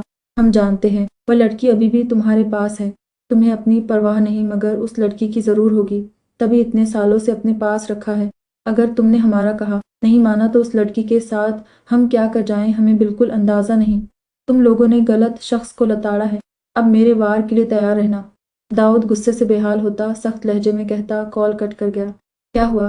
بہارے چادر پہن کر باہر آئی تو داؤد کو پہلے کی طرح پرجوش نہیں دیکھا تو پوچھا۔ کچھ نہیں، تم بتاؤ تیار ہو؟ داؤد اپنا منہ ٹھیک کرتا بولا، میں تیار، آپ کا لاؤنج میں انتظار کر رہی تھی۔ بہارے نے بتایا۔ اچھا صحیح، آؤ چلو۔ داؤد اس کا ہاتھ مضبوطی سے تھام کر بولا تو بہارے غور سے اس کا چہرہ دیکھنے لگی۔ اس کو داؤد تھوڑا پریشان لگا، مگر اس نے دوبارہ اس سے کوئی سوال نہیں کیا، یہ سوچ کر کہ اگر اس کو بتانا ہوگا تو وہ بتا دے گا، اگر نہیں تو اس کے بار بار اصرار کرنے پر بھی نہیں بتائے گا۔ یہ ہم کہاں ہیں؟ ہمیں تو مال جانا تھا نا۔ زمان اس کو بوٹیک لایا تو پاکیزہ ناسمجھی سے اس کو دیکھنے لگی۔ یہ یاسمین اقبال کا بوٹیک ہے، میری ماں اور بہنوں کے کپڑے اس بوٹیک سے آتے ہیں، زمان نے بتایا۔ اٹس مین تم چاہتے ہو تمہاری بیوی بھی یہاں سے لے؟ پاکیزہ شریرانہ نظروں سے اس کو دیکھ کر بولی۔ ویری فنی، اب اندر جا کر اس کو اپنی سائز بتاؤ، زمان نے گھر کر کہا۔ مال چلتے تو اچھا تھا نا، یہ تو بوٹیک چھوٹا ظاہر ہو رہا ہے۔ پاکیزہ نے اپنا مسئلہ بتایا۔ باہر کا نظارہ دیکھ کر اندر کے نظارے کا اندازہ نہ لگاؤ، اگر تمہیں واقعی میری پسند کی ڈریسنگ کرنی ہے تو اندر جاؤ، زمان نے سنجیدگی سے کہا۔ اوکے، پر میں اندر کیسے جاؤں؟ کسی کو جانتی تک نہیں۔ اگر تم آئے ہو تو اندر ساتھ چلو، پاکیزہ نے کہا۔ یہاں اندر میرے رشتہ دار نہیں بیٹھے اور نہ مال میں تمہارے خاندان والے ہوتے ہیں، اس لیے اندر جاؤ، مطلوبہ چیزیں تمہیں مل جائیں گی۔ یاسمین اقبال بہت بڑی ڈیزائنر ہے، اندازہ تمہیں ہو جائے گا، زمان نے سر جھٹ کر بتایا۔ مگر میرا ڈیزائنر تو زمی ہے، اور اچھا تھا، جو شرٹ کے ساتھ جینز پہنتی تھی۔ اب جانے کیا دیکھنے کو ملے گا اندر؟ پاکیزہ بڑبڑاتی بوٹیک کے اندر داخل ہونے لگی، جبکہ اس کو جاتا دیکھ کر زمان نے ایک نمبر ڈائل کیا۔ Hello ma'am, how can I help you? پاکیزہ جیسے ہی اندر داخل ہوئی تو ایک لڑکی نے مسکرا کر پوچھا، یاسمین اقبال ہیں یہاں؟ مجھے ان کو اپنا سائز دینا ہے۔ پاکیزہ نے کیا کہا؟ اس کو خود بھی سمجھ نہیں آیا۔ کیا کہا؟ وہ لڑکی ناسمجھی سے اس کو دیکھنے لگی۔ یہ جن کا بوٹیک ہے، اس سے مجھے ملنا ہے، اپنے ڈریسز ڈیزائن کروانے ہیں، پاکیزہ نے بتایا۔ آپ تھوڑا ویٹ کریں، وہ لڑکی کہہ کر وہاں سے چلی گئی تو پاکیزہ ارد گرد کا جائزہ لینے لگی، جہاں قیمتی امتزاج کے خوبصورت ڈریسز موجود تھے، تو مطلب یہاں مردوں کا آنا الاؤ نہیں۔ پاکیزہ نے بس لڑکیوں کو دیکھا تو اندازہ لگایا۔ آپ آ جائیں، وہی لڑکی اس کے پاس آ کر بولی تو پاکیزہ اپنی جگہ سے اٹھ کھڑی ہوئی۔ میڈم کا آفس، آپ بیٹھے، وہ آنے والی ہے۔ وہ لڑکی ایک آفس میں اس کو چھوڑ کر کہتی خود باہر چلی گئی۔ تھوڑی دیر بعد سائڈ ڈور کھلا اور ایک خاتون اندر داخل ہوئی، جس کو دیکھ کر پاکیزہ اٹھ کھڑی ہوئی۔ अस्सलाम वालेकुम। उसको देखकर पाकीज़ा अपनी हैरत पर काबू पाती सलाम करने लगी। बाहर का नज़ारा देखकर उसको लगा था वह खातून शायद बहुत स्टाइलिश होगी, मगर हकीकत उसके बरक्स थी। वो खातून जो 40 साल की उम्र के दरमियान थी, वो अपने ऑफिस में अबाए और हिजाब में मलबूस थी। पाकीज़ा को याद आया जो लड़की उसको यहाँ छोड़ कर गई थी, वह भी हिजाब में थी। वालेकुम अस्सलाम बेटा, बैठ जाओ। यास्मीन इकबाल की आवाज़ पर उसकी सोचों का तसलसल टूटा। शुक्रिया, ये पूरा बुटीक आपका है? पाकीज़ा हैरत से बोली। मेरा है। जवाबन वह मुस्कुराकर बोली। सॉरी टू से, मगर मैंने जितनी भी डिज़ाइनर्स को देखा है वह ऐसी नहीं होती। मेरा मतलब वह हिजाब या अबाए में तो बिल्कुल भी नहीं होती। पाकीज़ा को समझ नहीं आया वो क्या कहे। आजकल उसको बार बार एक ही चीज़ का सामना करना पड़ रहा था। हया का नूर चेहरे पर झिलमिलाता है। मेरा हिजाब मेरा वक़ार बढ़ाता है। आपकी बात अपनी जगह बिल्कुल दुरुस्त है, मगर यहाँ का माहौल और कुछ ड्रेसेस देखकर आपको अंदाज़ा हो गया होगा कि यहाँ किस स्टाइल के कपड़े होते हैं। यहाँ हम अपनी हर कस्टमर को ड्रेस के साथ हिजाब अपनी तरफ से गिफ्ट करते हैं, फिर ये उन पर डिपेंड करता है कि वो पहनती हैं या नहीं। यास्मीन इकबाल ने बताया। हर ड्रेस के साथ हिजाब फ्री में? सीरियसली आई मीन, ड्रेस के साथ अपना मैचिंग दुपट्टा होता है ना? पाकीज़ा ने कहा। बिल्कुल होता है, मगर फिर भी हम सेम हिजाब उनको गिफ्ट करते हैं। यास्मीन इकबाल ने जवाब दिया। नाइस, बट मैं हिजाब नहीं करती और न जिंदगी में कभी सलवार कमीज जैसे कपड़े पहने हैं। मगर आजकल मेरी रिसर्च हिजाब है और देखी जहाँ जाती हूँ हर कोई हिजाब में नजर आता है, और ऐसा पहले नहीं हुआ था या हुआ हो। मैंने गौर न किया हो। पाकीज़ा का लहजा अजीब था। आपके अंदर हिजाब का शौक है, हिजाब करने की चाह है? यास्मीन इकबाल ने गौर से उसका चेहरा देखा। पहले नहीं थी, मगर अब है। पर मैं जिस सोसाइटी में रहती हूँ वहाँ हिजाब पर्दे को जहालत समझा जाता है, अजीब से नामों से पुकारा जाता है, तंज करते हैं। पाकीज़ा ने अपना मसला बताया। जब ज़माने में इल्म नहीं था तो लोग के तन ढके हुए नहीं थे। तालीम मिली, शहर आया तो सबने अपने तन को छुपाया था। लड़कियों का कीमती जेवर उसकी हया होती है जो उसको बावकार बनाती है। यास्मीन इकबाल ने हल्की मुस्कुराहट से कहा। आई एग्री विद यू, मगर हया तो आंखों में होती है ना? पाकीज़ा उलझी। हजरत बीबी फातिमा ज़ोहरा पर्दा करती थी, क्या आपकी नज़रों में उनसे ज़्यादा हया होगी? यास्मीन इकबाल ने सवाल किया तो पाकीज़ा ने बेइख्तियार अपना सर ज़ोर से नफ़ी में हिलाया। यहाँ आप एक नहीं जो हिजाब नहीं करती। बहुत सी औरतें जो खुद को आज़ाद समझकर बेहिजाब घूमती हैं, अल्लाह के अहकामात को भूल चुकी हैं, मगर हिदायत भी उनको मिलती है जो हिदायत की ख्वाहिश करता है। यास्मीन इकबाल ने मज़ीद कहा। मेरे अंदर ख्वाहिश है हिजाब करने की, तो ठीक है, दुनिया की फ़िक्र छोड़ दो। यह दुनिया वाले आखिरत में तुम्हें बचाने नहीं आएंगे। तुम दुनिया में अकेले आई हो और अकेली जाओगी। अल्लाह ने हम इंसानों को अपनी इबादत के लिए पैदा किया है, मगर हम इंसान क्या करते हैं? सिवाय एक इबादत करने के हम हर काम वक्त पर करते हैं। देखा होगा आपने, लोगों की रूटीन फिक्स होती है, कब खाना है, कब पीना है, कब कहाँ किस वक्त जाना है, हर चीज़ उनके दिमाग में होती है। मगर जो वक्त नमाज का मुकर्रर होता है, अल्लाह की इबादत का वक्त होता है। वैसे तो अल्लाह की इबादत का कोई वक्त नहीं होता, इंसान जब चाहे अपने रब को याद कर सकता है, मगर नमाजों का वक्त मुकर्रर है जिसको पढ़ना किसी को याद नहीं रहता। कहते हैं सजदों से इश्क कर लूं, जवानी बार बार नहीं मिलती, रब की मोहब्बत मिल जाए तो दुनिया की हर चीज़ मिल जाती है। अल्लाह कहता है तुम एक बार मेरे बनकर तो देखो, पूरी दुनिया को तुम्हारा न बनाया तो कहना। यास्मीन इकबाल की बातों से पाकीज़ा लाजवाब हो गई थी। वह यहाँ क्यों, किस मकसद से आई थी? वह बात तो वह सिरे से फरामोश कर गई थी। आपको पता है मेरी माँ मुझे हिजाब करने का कहती है, मगर हमारे दरमियान इख्तिलाफात बहुत हैं। मैंने कभी उनकी बातों को सीरियसली नहीं लिया और हमारी बात बस कॉल्स पर बात होती है, मगर हिजाब के बारे में ख़ास दलील उन्होंने नहीं दी।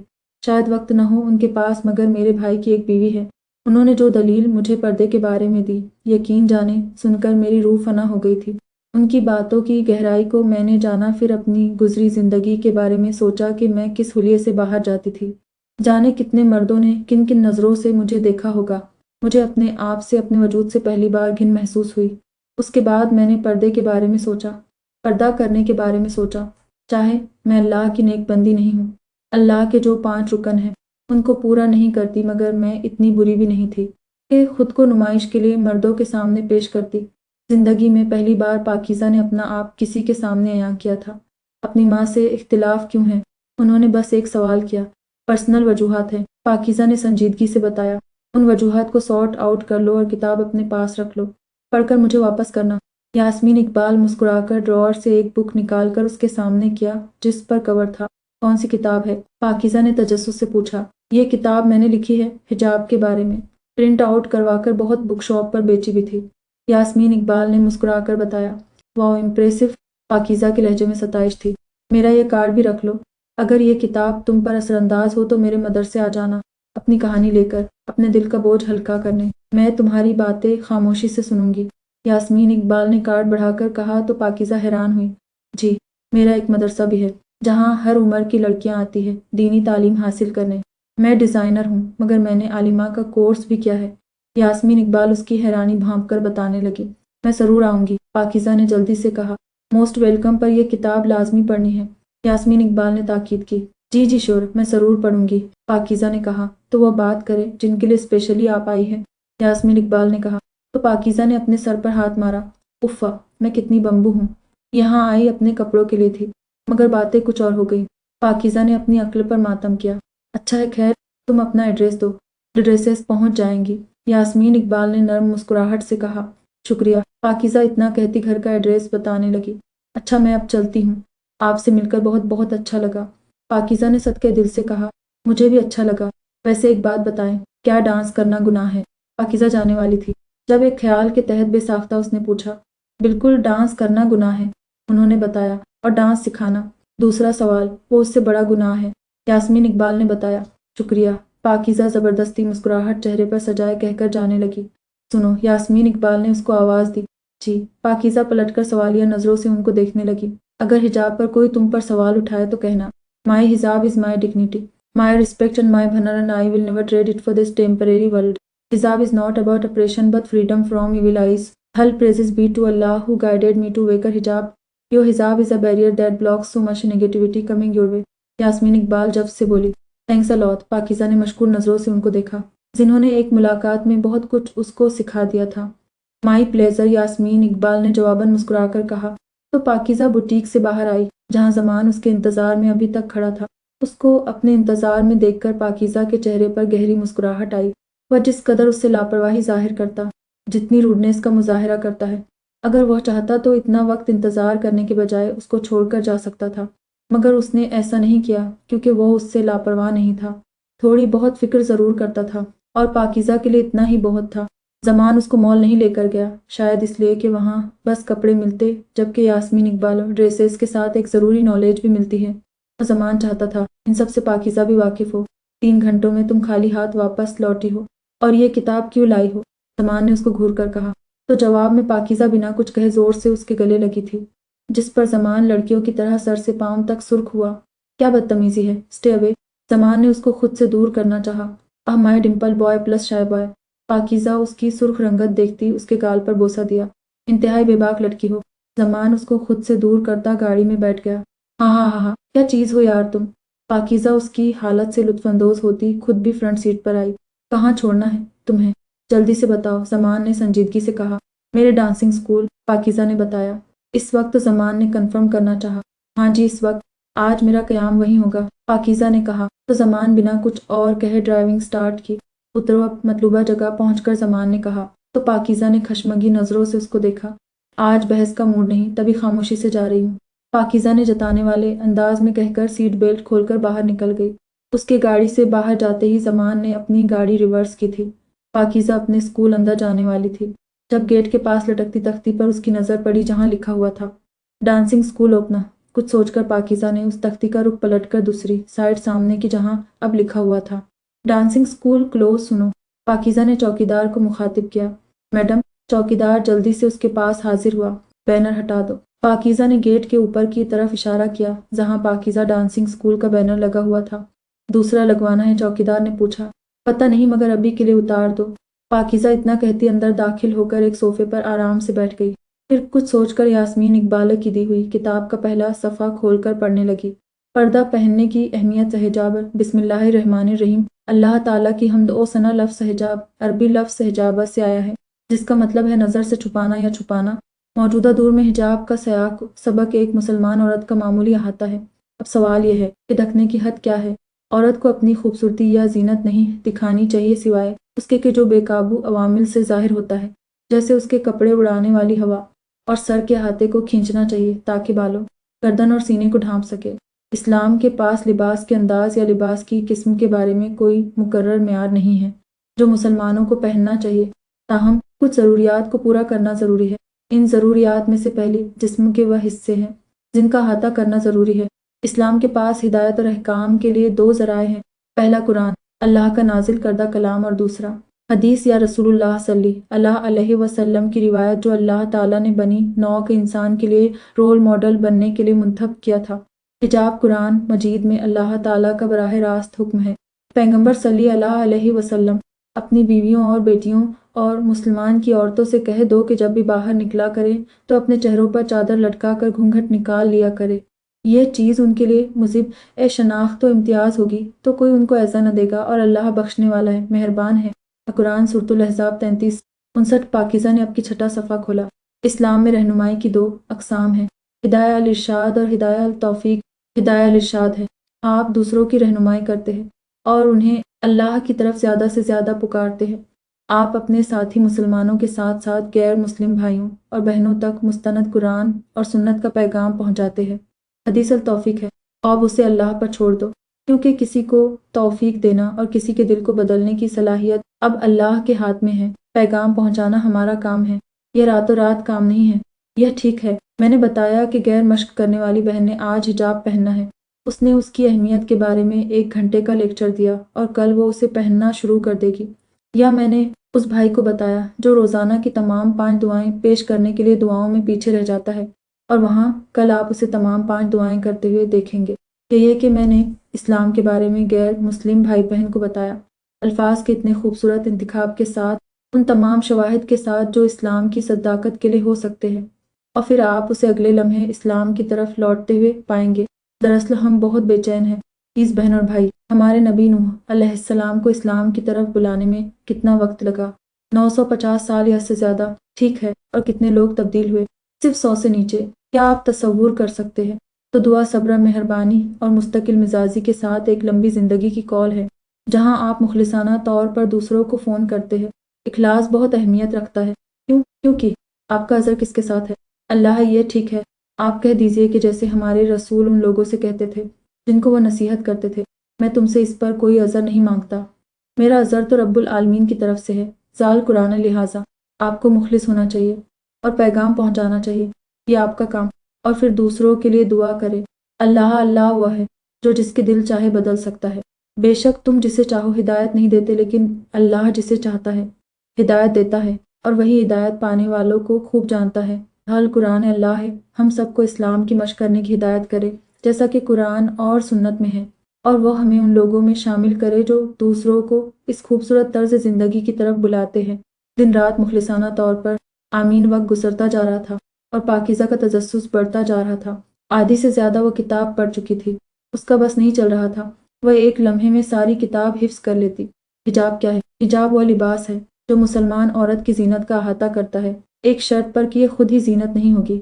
دوسرے لفظوں میں، حجاب کی اسلامی تعریف وہ لباس ہے جو ہر اس چیز کا احاطہ کرتا ہے جو ذبلت کو جم دے سکتا ہے، وہ چیز ہے جو عورت کو نہ صرف اپنے معاشرے میں بلکہ جہاں بھی جاتی ہے محفوظ رکھے گی۔ یہ دیکھنا چاہیے کہ جس طرح سے یہ پہنا جاتا ہے وہ مردوں اور عورتوں دونوں کے لیے جنسی اپیل کو جم نہیں دیتا ہے۔ ان نکتوں کے باوجود حجاب پرانے زمانے کا نہیں ہے جیسا کہ کچھ دعویٰ کر سکتے ہیں۔ اس کے برعکس ایک مسلمان عورت کو اپنی ظاہری شکل سے محض ہوشیار رہنے کی ضرورت ہے۔ اسے نہ صرف صاف ستھرا ہونا چاہیے بلکہ بہت اچھی طرح سے ملبوس بھی ہونا چاہیے۔ پھر بھی حجاب بطور لباس، آداب اور طرز عمل کی طرح اہمیت کا درجہ نہیں رکھتا ہے۔ ایک مسلمان عورت کے لیے حجاب پہنتے وقت اچھا برتاؤ کرنا انتہائی ضروری ہے، کیونکہ اس کے رویے سے ایک طرف اس لباس کا تاثر ملے گا جو اس نے پہنا ہوا ہے، دوسری طرف مذہب کو۔ اس آیت کے ساتھ ساتھ اسلام نے سوچا کہ عورت کے لیے حجاب پہننا کتنا ضروری ہے۔ ہم آسانی سے دیکھ سکتے ہیں کہ راہبہ اب بھی اپنا حجاب پہنے ہوئے ہیں، اور بڑے پیمانے پر معاشرہ اسے ایک عام حالت کے طور پر دیکھتا ہے۔ جب اسلام کی بات آتی ہے تو تمام آوازیں خود اس خیال کے خلاف آتی ہیں۔ آج کل یہ بات بالکل واضح ہے کہ حجاب کا مقابلہ نہ صرف کچھ معاشروں میں کیا جاتا ہے۔ پاکیزہ کا وہ دن یاد آیا جب سکندر غازیان اس کی ماں پارس کو حجاب کرنے کے لیے روکتا تھا، پھر روزی نے اس کا اسکارف بے دردی سے کھینچا تھا۔ آخری چند صفحات دیکھ کر پاکیزہ نے کل پر چھوڑنا چاہا، مگر ایک لائن نے اس کی توجہ اپنی جانب کھینچی جس پر وہ سارا پڑھنے لگی۔ سوال: کیا ایک مسلمان عورت حجاب کے ساتھ سوشل میڈیا پلیٹ فارم پر اپنی تصویریں پوسٹ کر سکتی ہے؟ السلام علیکم۔ سوال: کیا کسی مسلمان کو اپنی تصویریں سوشل میڈیا سائٹس اور apps per on line post کرنے کی اجازت ہے؟ حالانکہ اس نے چہرے کو چھوڑ کر اپنے پورے جسم حجابر کا احاطہ کیا ہے۔ جواب: الحمدللہ، سوال یہ ہے کہ ایک مسلمان بہن جو اللہ اور آخرت کے دن پر ایمان رکھتی ہے، جو اللہ سے ڈرتی ہے اور آخرت کے دن اللہ کے سامنے کھڑی ہونے سے ڈرتی ہے، یہ کیوں جانتی ہے کہ یہ شیطان کی فٹنس جگہ ہے۔ اس سلسلے میں ہماری مسلم بہنوں کو سنجیدگی سے خبردار کیا جانا چاہیے۔ جو شخص حجاب کی اہمیت اور مقصد کو سمجھتا ہے وہ اس طرح کی کوئی چیز نہیں سوچے گا، لیکن آج ہمارے پاس سوشل میڈیا پلیٹ فارم پر ہر جگہ مسلم بہنوں کی مسکراتی اور پوز کرنے والی تصویریں ہیں، جو ایسی جگہ ہیں جہاں لوگ اپنی خوبصورتی اور فتنہ کو خود اور دوسروں کو ہر روز پیش کرتے ہیں۔ آپ اس طرح کے کام سے کیا فوائد حاصل کرتے ہیں؟ کیا آپ دوسروں کو اپنی خوبصورتی دکھا رہے ہیں؟ کیا آپ اپنے لیے زیادہ دشمن حاصل کرنے کا ارادہ رکھتے ہیں؟ کیا آپ مردوں کو اپنی طرف راغب کرنے کا ارادہ کر رہے ہیں؟ یا بالکل کیا؟ اللہ سے ڈرو۔ حجاب کا نچوڑ یہ ہے کہ آپ اپنی خوبصورتی کو چھپائیں اور اپنی عفت اور شائستگی کو گہرائی سے جڑ دیں۔ یہ دونوں ایسے کام سے تحلیل ہو جاتے ہیں۔ یہ حرام ہے۔ حجاب کا مقصد معاشرے میں فتنہ کو کم کرنا ہے۔ یہ عمل مکمل طور پر اس بات کو یقینی بناتا ہے کہ فتنہ وسیع ہے۔ یہ حرام ہے۔ مسلمان سے کہا جاتا ہے کہ وہ خود کو غیر ضروری حسد اور بری نظروں سے بچائے۔ یہ عمل اس بات کو یقینی بناتا ہے کہ اس کے برعکس ہے، یہ آپ کے لیے نقصان دہ ہے۔ اللہ سے ڈرو بہنوں، اللہ سے ڈرو اور قیامت کے دن اس کے سامنے کھڑے ہونے کو یاد کرو۔ معاشرے کو ایک بہتر جگہ بننے میں مدد کرے جہاں ایمان بڑھتا ہے، اس کے برعکس نہیں۔ اپنی عفت کو برقرار رکھے، اپنی شائستگی کو برقرار رکھے، اپنی شرم کو برقرار رکھے، اپنے حجاب کو جس طرح سے مقرر کیا گیا تھا اس کا مشاہدہ کرے۔ ہم اللہ تعالیٰ سے اس کی ہدایت ہمارے لیے اور وہاں موجود مسلمان بہنوں کے لیے دعا گو ہیں۔ اس کے ساتھ ہی کتاب ختم ہو گئی تھی۔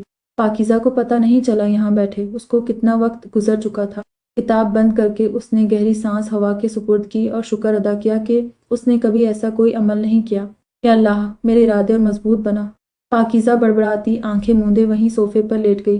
قیہ جاری ہے۔ تیرا ہوں جان لیز سیزن 2 آف حال دلب تحریر رمشا حسین ایپیسوڈ 49۔ ایبک گھر آ کر اپنے کمرے میں آتا تو ماہ روش کو گہری نیند میں سوتا دیکھ کر وہ ایک نظر اس پر ڈالتا۔ وارڈروب سے اپنا نائٹ سوٹ نکال کر پٹ سے زور سے بند کیا، جس سے ماہ روش کی نیند ٹوٹ گئی۔ کیا ہے؟ آہستہ سے بند نہیں کر سکتے تھے۔ ماہ روش کی نیند میں ڈوبی آواز سن کر اس نے مسکراہٹ ضبط کی۔ اچھی بیویاں اپنے شوہر کا انتظار کرتی ہے، یوں سو نہیں جاتی۔ ایبک نے بتایا۔ تم سے کس نے کہا کہ میں اچھی بیوی ہوں؟ روش نے پوچھا۔ اچھی نہیں ہو تو کیا ہوا؟ اچھی ہونے کی کلاسز لے لو، کیونکہ مجھے لگتا ہے اب ہمیں اپنے رشتے کی شروعات کرنی چاہیے اور خوش و خرم زندگی بسر کرنی چاہیے۔ نو ٹرٹر اور نہ چک چک، ایبک نے مزہ سے کہا تو ماہ روش عجیب نظروں سے اس کو دیکھ کر دوبارہ لیٹ گئی۔ اے لسنا، مجھے بھوک لگی ہے، تم سو مت، میرے لیے کچھ کھانے کا بندوبست کرو۔ ایبک بیڈ پر آ کر جلدی سے بولا۔ رات کے 1 بجے گھر آئے ہو تو باہر سے کچھ کھانے کے لیے پیسے نہیں تھے کیا؟ روش سے چھوئی۔ مجھے تمہارے ہاتھ کا کھانا تھا، ایبک نے بتایا لائک سیریسلی۔ ماہ روش نے اس کو گھورا۔ جی بالکل، اب جاؤ، میں تب تک فریش ہو جاؤں، ایبک نے آرام سے کہا۔ یوں بیوی کو نیند سے اٹھانے کا گناہ تمہیں ضرور ملے گا۔ ماہ روش لحاف خود سے ہٹا کر اس سے بولی۔ تم نیک بیوی جو ملی ہو، مجھے پتہ ہے اللہ سے میری فرمائش ضرور کرو گی۔ ایبک بنا اثر لے بولا۔ کیا کھاؤ گے؟ ماہ روش اس کی بات نظر انداز کرتی بولی۔ سالن فریز میں پڑا ہوگا، وہ گرم کر دینا، میں وہ کھا لوں گا، باقی روٹیاں تم پکا دینا۔ ایبک نے کہا چپاتیاں بھی ہوں گی۔ ماہ روش نے جلدی سے کہا بالکل، مگر مجھے تازی روٹیاں کھانی ہیں، اس لیے فوہڑ پن کا مظاہرہ مت کرو، آٹا پہلے سے گوندا ہوا ملے گا۔ ایبک نے طنز کیا تو ماہ روش نے دل میں شکر ادا کیا۔ ٹھیک ہے، میں جاتی ہوں، مگر اس کے بعد تم میری نیند خراب مت کرنا۔ ماہ روش اس کو وارن کرتی اپنا دوپٹہ ٹھیک سے پہننے لگی۔ سنو، پرسوں ہمارا دوبارہ نکاح ہے، اس کے اگلے دن ولیمہ، تمہیں اگر کچھ چاہیے تو بتا دو یا میرے ساتھ مال چلنا۔ ایبک نے اس کو جاتا دیکھا تو کہا مجھے کچھ نہیں چاہیے۔ ماہ روش بس اتنا کہتی کمرے سے باہر نکل گئی۔ باہر عاقف آیا تھا۔ اس نے بتایا حرم تمہاری بیٹی نہیں بلکہ اس کے بھائی تابش کی بیٹی ہے۔ شہریار کباب شہرام سنجیدگی سے درایت سے بولا۔ ہاں، حرم اس کی بیٹی تھی، مگر حرم کی پیدائش ہماری حویلی میں ہوئی تھی، وہ مجھے ہی اپنا باپ سمجھتی ہے۔ یہ عاقف تو ضرور کسی لالچ کے تحت غلط فہمیاں پیدا کرنا چاہتا ہے۔ درایت جواباً سنجیدگی سے بولا۔ ہم ٹھیک ہے تو ہم اگلے جمعہ کو نکاح کی ادائیگی کرتے ہیں، پھر کچھ دنوں بعد رخصتی بھی۔ شہرام نے کہا جمعہ؟ درایت تھوڑا حیران ہوا۔ ہاں کیوں؟ کیا کوئی مسئلہ ہے؟ دیکھو درایت، نیک کاموں میں دیری نہیں ہونی چاہیے، جتنی جلدی سب ہو اتنا زیادہ اچھا ہے۔ شہریار تمہیں پسند ہے، ہمیں تمہاری بچی پسند ہے، اگر سارے معاملات طے ہو چکے ہیں تو پھر دیری کس چیز کی؟ اچھا ہے تم بھی اپنے فرض سے سبک دوش ہو جاؤ۔ شہرام نے سمجھایا بات تمہاری ٹھیک ہے، نکاح جتنی جلدی ہو اتنا اچھا ہے، کیونکہ میں نہیں چاہتا یہ کڑوا سچ میری بیٹی جانے کہ جس کو اس نے اپنا باپ سمجھا ہے وہ اس کا باپ نہیں۔ درید آہستگی سے بولا، زیادہ مت سوچو درید، اگر وہ جان بھی گئی تو کوئی فائدہ نہیں، وہ اپنے اصلی باپ کے بارے میں جانیں گے بھی تو اس سے نفرت کرے گی۔ شہرام نے اس کو تسلی کروائی، اماں مگر پھر بھی جو راز سالوں سے دفن ہے اس کو میں کریدنا نہیں چاہوں گا۔ درید نے کہا، اللہ بہتر کرنے والا ہے، بس تم تیاری پکڑ لو۔ شہرام نے تسلی آمیز لہجے میں کہا، ہمارے یہاں تیاریاں مکمل ہیں، بس خیر سے رسم ہو جائے۔ درید نے کہا، اچھا درید، اگر تمہیں برا نہ لگے تو ایک بات کہنا چاہوں گا۔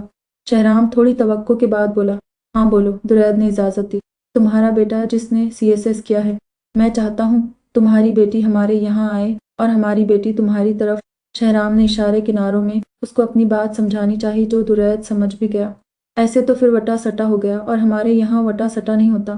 درید نے مسکرا کر کہا، کیوں نہیں ہوتا؟ تم ایک مرتبہ سوچو، پہلے میں نے یہ بات نہیں کی کیونکہ داؤد کی بات پکی تھی، مگر اب ایسا نہیں ہے تو تم نے اس کی بھی تو شادی کروانی ہے نا۔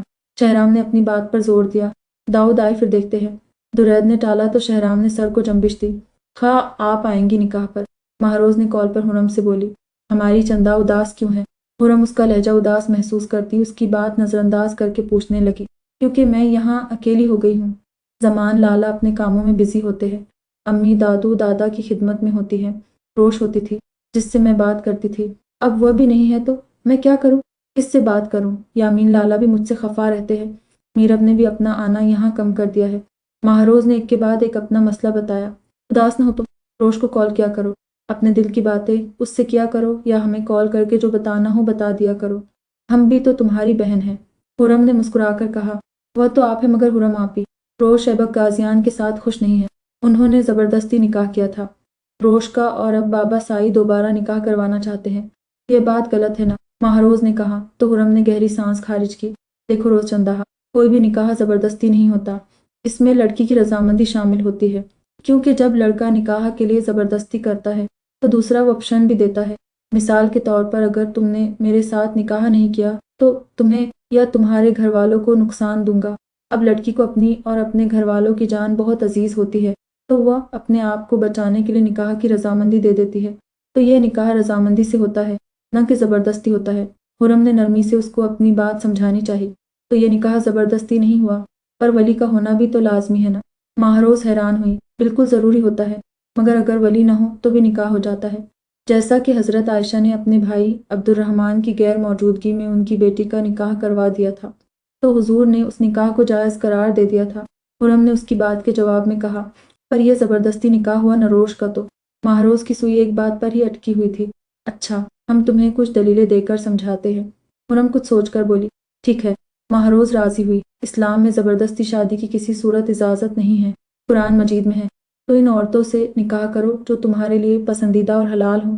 یہ آیت مردوں کے لیے تھی، لیکن ہمارے مذہب نے جہاں عورت پر لازم کیا ہے کہ وہ ولی کی اجازت کے بغیر نکاح نہ کرے، وہاں عورتوں کو بھی ان کی زندگی کے سب سے اہم فیصلے میں شامل کرتے ہوئے اس کو پورا اختیار دیا کہ اس کی مرضی کے خلاف ولی بھی اس کا نکاح نہیں کر سکتا۔ حدیث پاک میں ہے، لا تنکحوا الایمو حتی تستامروا ولا تنکحوا البکرو حتی تستأذن، غیر شادی شدہ کا نکاح اس سے پوچھے بغیر نہ کیا جائے، اور کنواری کا بغیر اجازت نکاح نہ کیا جائے۔ حضرت ابن عباس رضی اللہ عنہ سے مروی ہے کہ ایک لڑکی حضور نبی اکرم صلی اللہ علیہ وآلہ وسلم کے پاس حاضر ہوئی اور عرض کی کہ میرے باپ نے میری ناپسندگی کے باوجود میرا نکاح کر دیا ہے، تو حضور نبی اکرم صلی اللہ علیہ وآلہ وسلم نے اسے اختیار دے دیا کہ اسے منظور کر لے یا رد کر دے۔ اب دیکھو، جب دادا سائی نے روش سے اپنے ساتھ آنے کا کہا تو اس نے انکار کر دیا تھا، اس نے اپنے شوہر کے ساتھ رہنے کو ترجیح دی، یعنی اس نے نکاح رد نہیں کیا، وہ دل سے اپنے نکاح کو مان چکی تھی۔ ہم جانتے ہیں روش کے حالات ہماری بتائی ہوئی باتوں سے مختلف تھے، یہاں اس سے زبردستی ولی نے نہیں کی، مگر بات تو زبردستی نکاح کی ہے، تو ہم نے ہر طرح سے تمہیں بتا دیا۔ حرم نے ٹھہرے ہوئے لہجے میں کہا، اچھا ٹھیک ہے۔ مہروز نے گہری سانس خارج کی، ہاں اب تم پریشان نہ ہو، کل ہم آئیں گے تو تمہیں تیار کریں گے۔ حرم نے اس کو خوش کرنے کی خاطر کہا، آئیبرو بھی سیٹ کرے گی؟ میری کالج میں ایک دوست ہے، اس نے آئیبرو سیٹ کروائے تھے تو بہت پیاری لگ رہی تھی۔ مہروز کو اچانک خیال آیا تو پرجوش لہجے میں کہا، روز ہمیں بھی میک اپ وغیرہ کا شوق ہے، پر تمہیں پتہ ہے نہ کہ ہم نے اپنی پوری زندگی میں آئی برو سیٹ نہیں کیے، کیونکہ اللہ اور اس کے رسول صلی اللہ علیہ وآلہ وسلم نے لعنت فرمائی ہے حسن میں اضافے کی خاطر چہرے کے بال اکھاڑنے والی اور اکھاڑنے والوں پر۔ اب تم خود سوچو، جس کام پر اللہ نے اور اس کے رسول صلی اللہ علیہ وآلہ وسلم نے لعنت بھیجی ہے، ہم وہ کام کیوں کریں؟ بشک انہوں نے ہمیں جیسا بنایا ہے خوبصورت ہی بنایا ہے۔ تمہارے آئی بروز پہلے ہی خوبصورتی سے تراشی ہوئی ہے، تو تم کبھی کسی کے بہکاوے میں آ کر ایسا کچھ مت کرنا۔ خرم نے نرمی سے کہا، ہاں امی نے بتایا تھا، ایک مرتبہ میں نے ویسے ہی پوچھ لیا۔ ماہروز شرمندہ ہوئی، کوئی بات نہیں، اچھا ہم کال رکھتے ہیں، کیونکہ کل کے لیے ہمیں تیار کرنی ہے۔ خرم نے مسکرا کر کہا، جی اچھا ٹھیک ہے۔ ماہروز اتنا کہہ کر کال کٹ کر گئی۔ الے وٹا سٹا کرنا صحیح نہیں، جو بات پہلے طے ہو چکی تھی وہ ٹھیک ہے بس۔ شازل درید کی بات سن کر بولا، میں نے بھی انکار کیا تھا، پر شہرام کی ضد ہے، دیکھتے اگر اس نے مزید کہا تو کوئی مسئلہ نہیں، ہم کریں گے۔ درید قہوہ پیتا بتانے لگا، صحیح جیسا آپ کو مناسب لگے۔ یہ بتائیں اسلام آباد کے لیے کب نکلنا ہے؟ بابا سائی سے بات ہوئی آپ کی؟ وہ کیا کہتے ہیں؟ شازل نے پوچھا۔ ان سے بات ہوئی ہے، وہ آئیں گے نکاح میں شرکت کے لیے، درید نے بتایا۔ چلو یہ تو اچھی بات ہے، ان کی ضد ختم ہوئی۔ ہاں اچھی بات تو ہے، تم شازم کو حویلی آنے کا کہنا۔ درید اس کی بات پر بولا، حویلی کیوں؟ اس کا کیس ہے، شازم اس کی تیاری میں ہے۔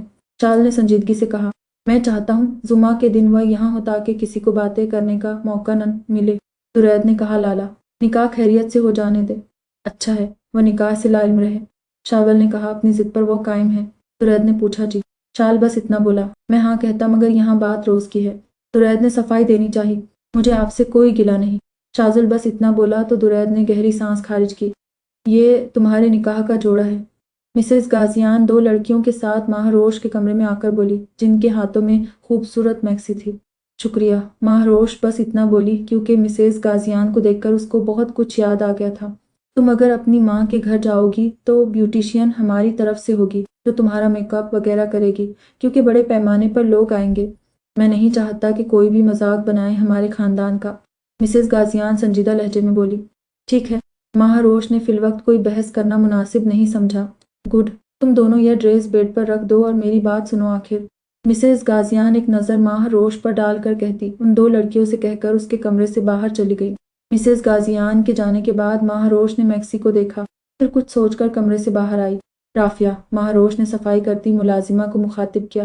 چھوٹی بیگم، کوئی کام تھا؟ رافیہ اس کی جانب متوجہ ہوئی۔ ہاں، وہ مجھے تمہارا موبائل چاہیے تھا، ایبک کو کال کرنی ہے۔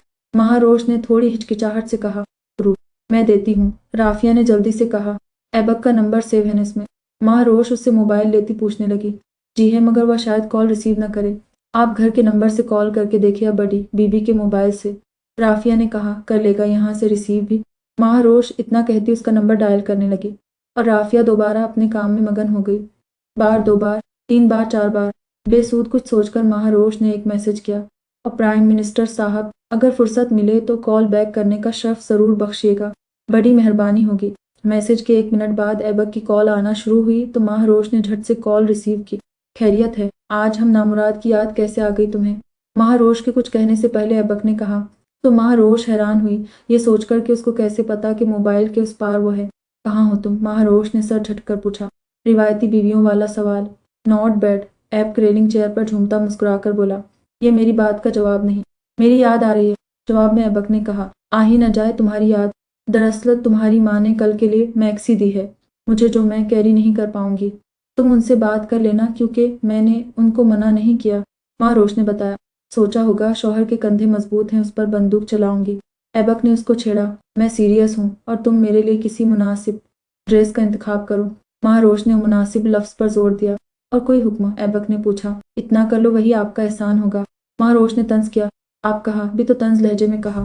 چلو خیر ہے، محبت کے چاشنی لہجے میں بھی ضرور کہو گی، اور آج تمہارا سیل فون بھی آ جائے گا۔ سوری میرے دماغ سے نکل گیا تھا۔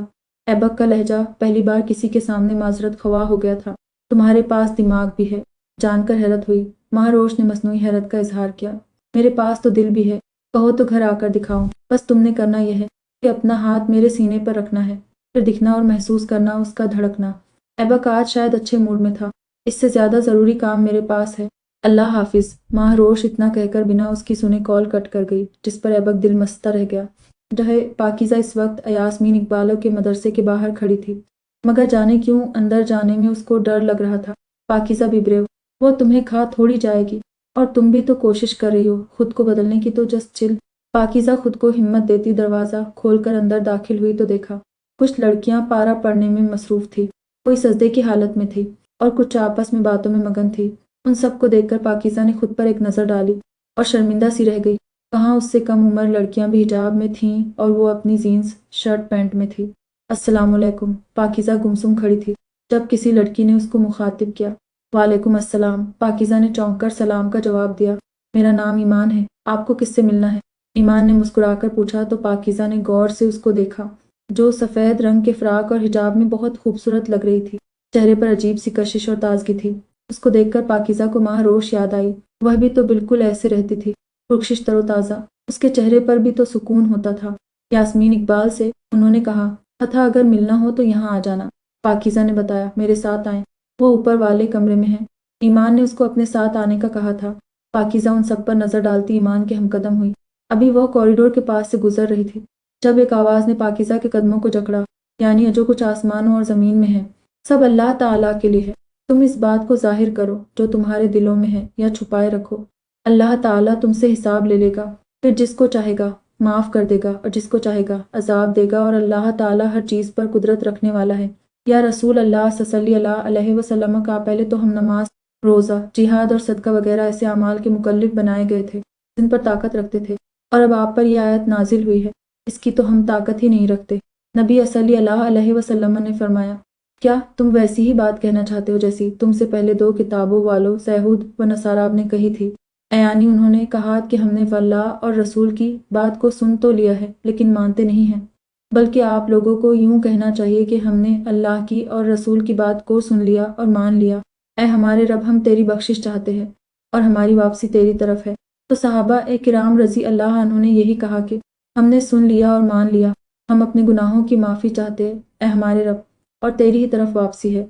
जब सहाबा किराम रजी अल्लाह अन्हों ने इसको पढ़ना शुरू किया तो इसके पढ़ने से उनकी ज़बानों को सहूलत हुई, तो अल्लाह ताला ने ये आयत नाजिल की, यानी रसूल अल्लाह सल्लल्लाहु अलैहि वसल्लम इस शरीयत के साथ ईमान लाए जो उनके रब की तरफ से उन पर नाजिल की गई, और मोमिन लोग भी ईमान लाए और सब के सब ईमान लाए अल्लाह ताला के साथ और उसके फरिश्तों और उसकी किताबों और उसके रसूलों के साथ। सब के सब कहते हैं कि हम अल्लाह के रसूलों के दरमियान फ़र्क नहीं करते, सब रसूलों को मानते हैं।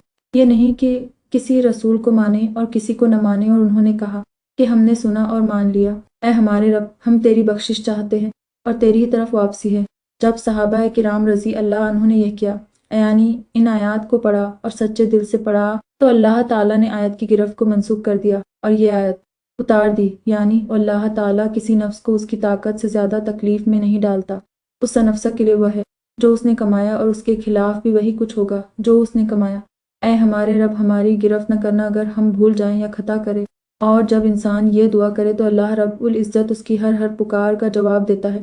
अल्लाह फरमाता है, अब मैंने ऐसा ही किया कि तुम्हारी गिरफ्त न करूँगा।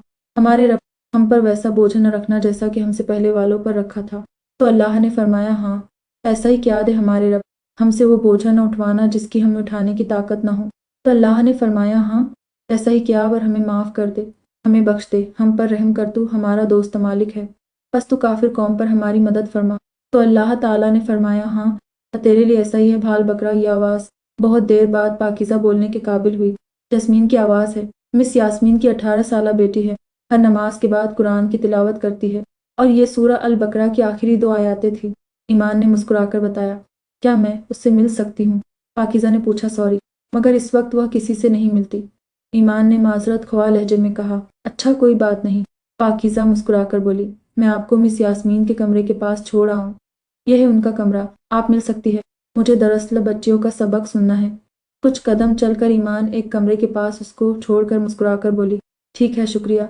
पाकिज़ा ने उसको देख कर कहा, उसके दिमाग में अब जस्मीना की तिलावत थी, और हमें माफ़ कर दे, हमें बख्श दे, हम पर रहम कर, तू हमारा दोस्त मालिक है, बस तू काफिर कौम पर हमारी मदद फरमा। तो अल्लाह ताला ने फरमाया, हाँ तेरे लिए ऐसा ही है, अस्सलामुअलैकुम। पाकिज़ा सर झटक कर कमरे में अंदर दाखिल होती सलाम करने लगी। वालेकुम अस्सलाम, तुम आ गई, मुझे पता नहीं था तुम इतना जल्दी आओगी। यास्मीन इकबाल जो अभी नमाज पढ़कर फारिग हुई थी, पाकिज़ा को देखकर उसको खुशगवार हैरत हुई। मेरा नाम पाकिज़ा है। उस दिन बताने का मौका नहीं मिला।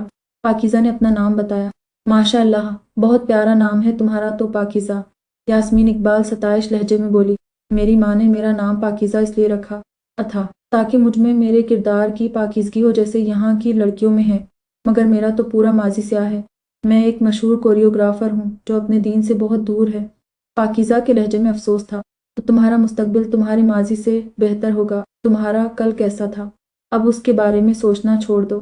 اس پر خوش ہو جاؤ کہ تمہارا رب تمہارا شمار ان خوش قسمت لوگوں میں کر رہا ہے جو جلدی ہدایت پکڑ لیتے ہیں۔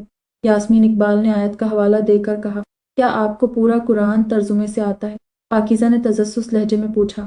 الحمدللہ، یاسمین اقبال مسکرا کر بولی، ماشاء اللہ، میں اب یہاں روز آنا پسند کروں گی۔ پاکیزہ پرسکون لہجے میں بولی، تمہارا جب دل چاہے یہاں آ سکتی ہو۔ یاسمین اقبال نے کہا، میرے ایسے حلیے پر باہر موجود لڑکیاں باتیں کر رہی ہوں گی۔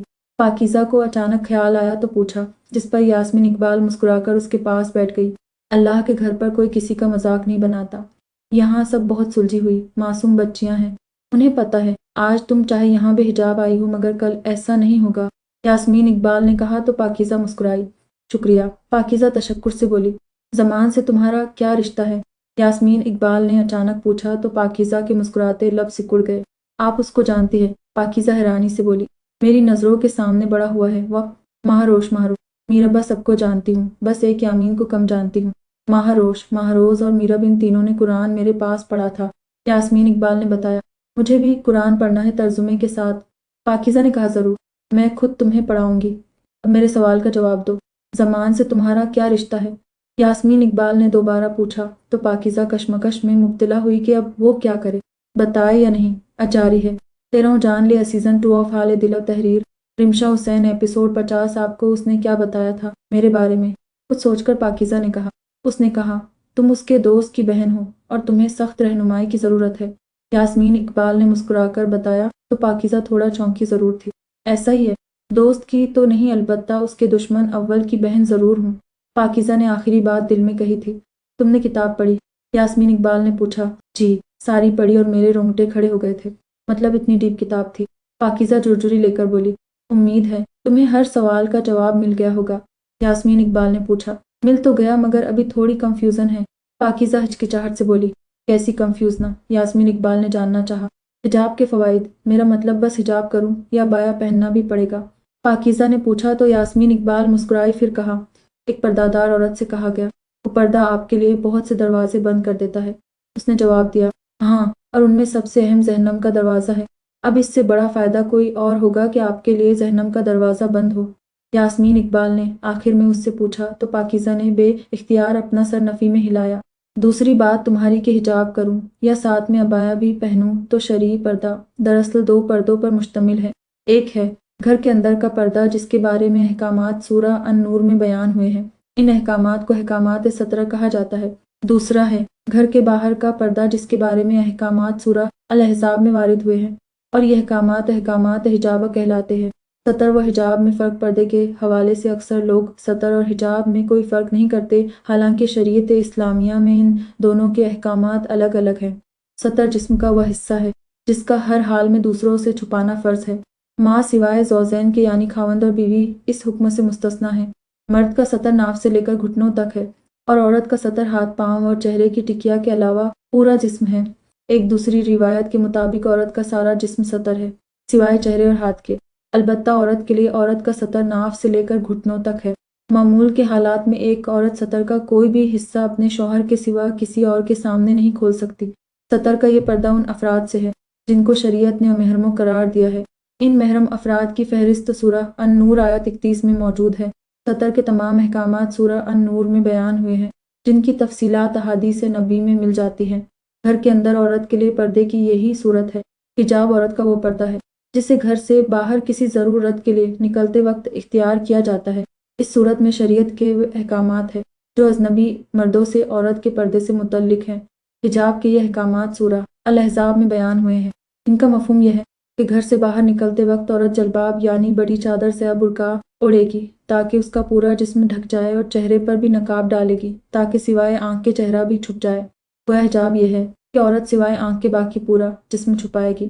یاسمین اقبال نے ہمیشہ کی طرح قرآن کی آیت کا حوالہ دے کر اس کو سمجھایا، یعنی اب مجھے ایسے نکلنا نہیں چاہیے پاکیزہ نے اپنی طرف اشارہ کے کہا تو یاسمین اقبال نے ہاں میں سر کو جنبش دی۔ پردہ کتنی عمر سے فرض ہے؟ پاکیزہ نے جاننا چاہا۔ جب لڑکی جوان ہو جائے تو اس پر پردہ کرنا فرض ہوتا ہے۔ اکثر مائیں اپنی 8 سالہ بچیوں کو بھی حجاب یا عبایا پہناتی ہیں، تب وہ بچیوں کے لیے گیم کا ایک ذریعہ ہوتا ہے، یعنی وہ ہنسی مذاق کرتی ہیں، بڑوں کی ایکٹنگ کرتی ہیں، ان کا کھیلنا پھر یہ ہوتا ہے۔ پر اس کا فائدہ یہ ہوتا ہے کہ وہ بچیاں عادی ہو جاتی ہے پردے کی، حجاب پہننے کی، بڑی ہو کر یہ نہیں کہتی کہ ہمیں گرم لگتی ہے یا سانس گھٹ رہا ہے۔ تم خود سوچو، وہ لڑکیاں اگر اتنی گرمی برداشت نہیں کر پاتی تو دوزخ کی آگ کیسے برداشت کریں گی؟ یاسمین اقبال نے بتایا۔ آپ میرے لیے دعا کرنا۔ پاکیزہ بس یہی بول پائی۔ میں ہمیشہ تمہارے لیے دعا کروں گی، یاسمین اقبال نے مسکرا کر کہا۔ سوچ رہی ہوں مزار پر منت کراؤں، جب حجاب کرنے لگوں گی تو وہاں دیا جلاؤں گی۔ پاکیزہ اچانک کسی خیال کے تحت بولی۔ مزاروں پر جاتی ہو؟ یاسمین اقبال نے پوچھا۔ کبھی اتفاق نہیں ہوا، اب سوچ رہی ہوں جاؤں۔ پاکیزہ نے بتایا۔ عورتوں کا مزار جانا منع ہے، وہ مزار پر نہیں جا سکتی۔ یاسمین اقبال نے بتایا۔ اچھا وہ کیوں؟ پاکیزہ حیران ہوئی۔ عورتوں کا مزاروں پر جانا منع ہے؟ مسلک الحق اہل سنت کے کسی عالم کا فتویٰ نہیں کہ عورتیں مزار پر جا سکتی ہیں، جو قرآن و حدیث سے ثابت ہے۔ امام قاضی سے سوال ہوا کہ عورتوں کا قبروں اور مزارات پر جانا جائز ہے یا نہیں۔ ارشاد فرمایا، ایسی جگہ جائز ہے یا نہیں پوچھتے ہیں، یہ پوچھو کہ اس میں عورت پر کتنی لعنت پڑتی ہے جب گھر سے مزار جانے کا ارادہ کرتی ہے۔ اللہ اور فرشتوں کی لعنت ہوتی ہے جب گھر سے باہر نکلتی ہے، تب سب طرفوں سے شیطان اس کو گھیر لیتے ہیں۔ جب مزار پر پہنچتی ہے، میت کی روح اس پر لعنت بھیجتی ہے، تک واپس آتی ہے، تب تک اللہ کی لعنت میں ہوتی ہے۔ اعلیٰ حضرت کے نزدیک عورت اور مزار، جس وقت عورت مزار پر جانے کے لیے گھر سے نکلتی ہے، لعنت شروع ہو جاتی ہے، جب تک واپس آتی ہے ملائک لعنت کرتے رہتے ہیں، سوائے روزہ و رسول کے کسی مزار ہر جانے کی اجازت نہیں کہ وہ ذریعہ مغفرت ہیں۔ جو کچھ عورتیں مزار پر دکھتی ہے، جبکہ حدیث میں ہے کہ عورت کا مزار پر جانا منع ہے، عورت کو مزار سے 40 قدم دور رہنا چاہیے، لیکن ہم آج کل یہ دیکھ رہے ہیں عورتیں مزار پر منت مانگتی ہیں، اور مسلم ینگ گرلز بھی مزار پر جاتی ہے اور وہاں غلط کام کرنا بھی شروع کرتی ہے، جیسے بی ایف کو ٹائم دے کر وہاں بلانا اور ملنا جلنا اور بے پردگی کرنا۔ اس کا اثر ان لوگوں کے ساتھ بہت برا ملے گا۔ اللہ پاک ایسی عورتوں سے بہت زیادہ ناراض ہو جاتا ہے اور ان پر لعنت بھیجتے ہیں۔ عورتوں کی ڈیوٹی ہے کہ وہ حجاب میں رہے، اپنے آپ کی نمائش نہ کرے اور ایسی جگہ نہ جائے جہاں عورتوں کا جانا منع ہے۔ یہ بات ہر حدیث میں ہے۔ عورت کا پردہ اس کی پہچان ہے، ایسے مزاروں پر جانا، کھلے عام مردوں کے بیچ ٹھہرنا، بات چیت کرنا، یہ سب غلط ہے۔ عورت کا پردہ کرنا ضروری ہے۔ عورت کا پردہ، پردہ عزت ہے، پردہ پاکیزگی ہے، پردہ ستر ہے، پردہ تقویٰ ہے، پردہ ایمان ہے۔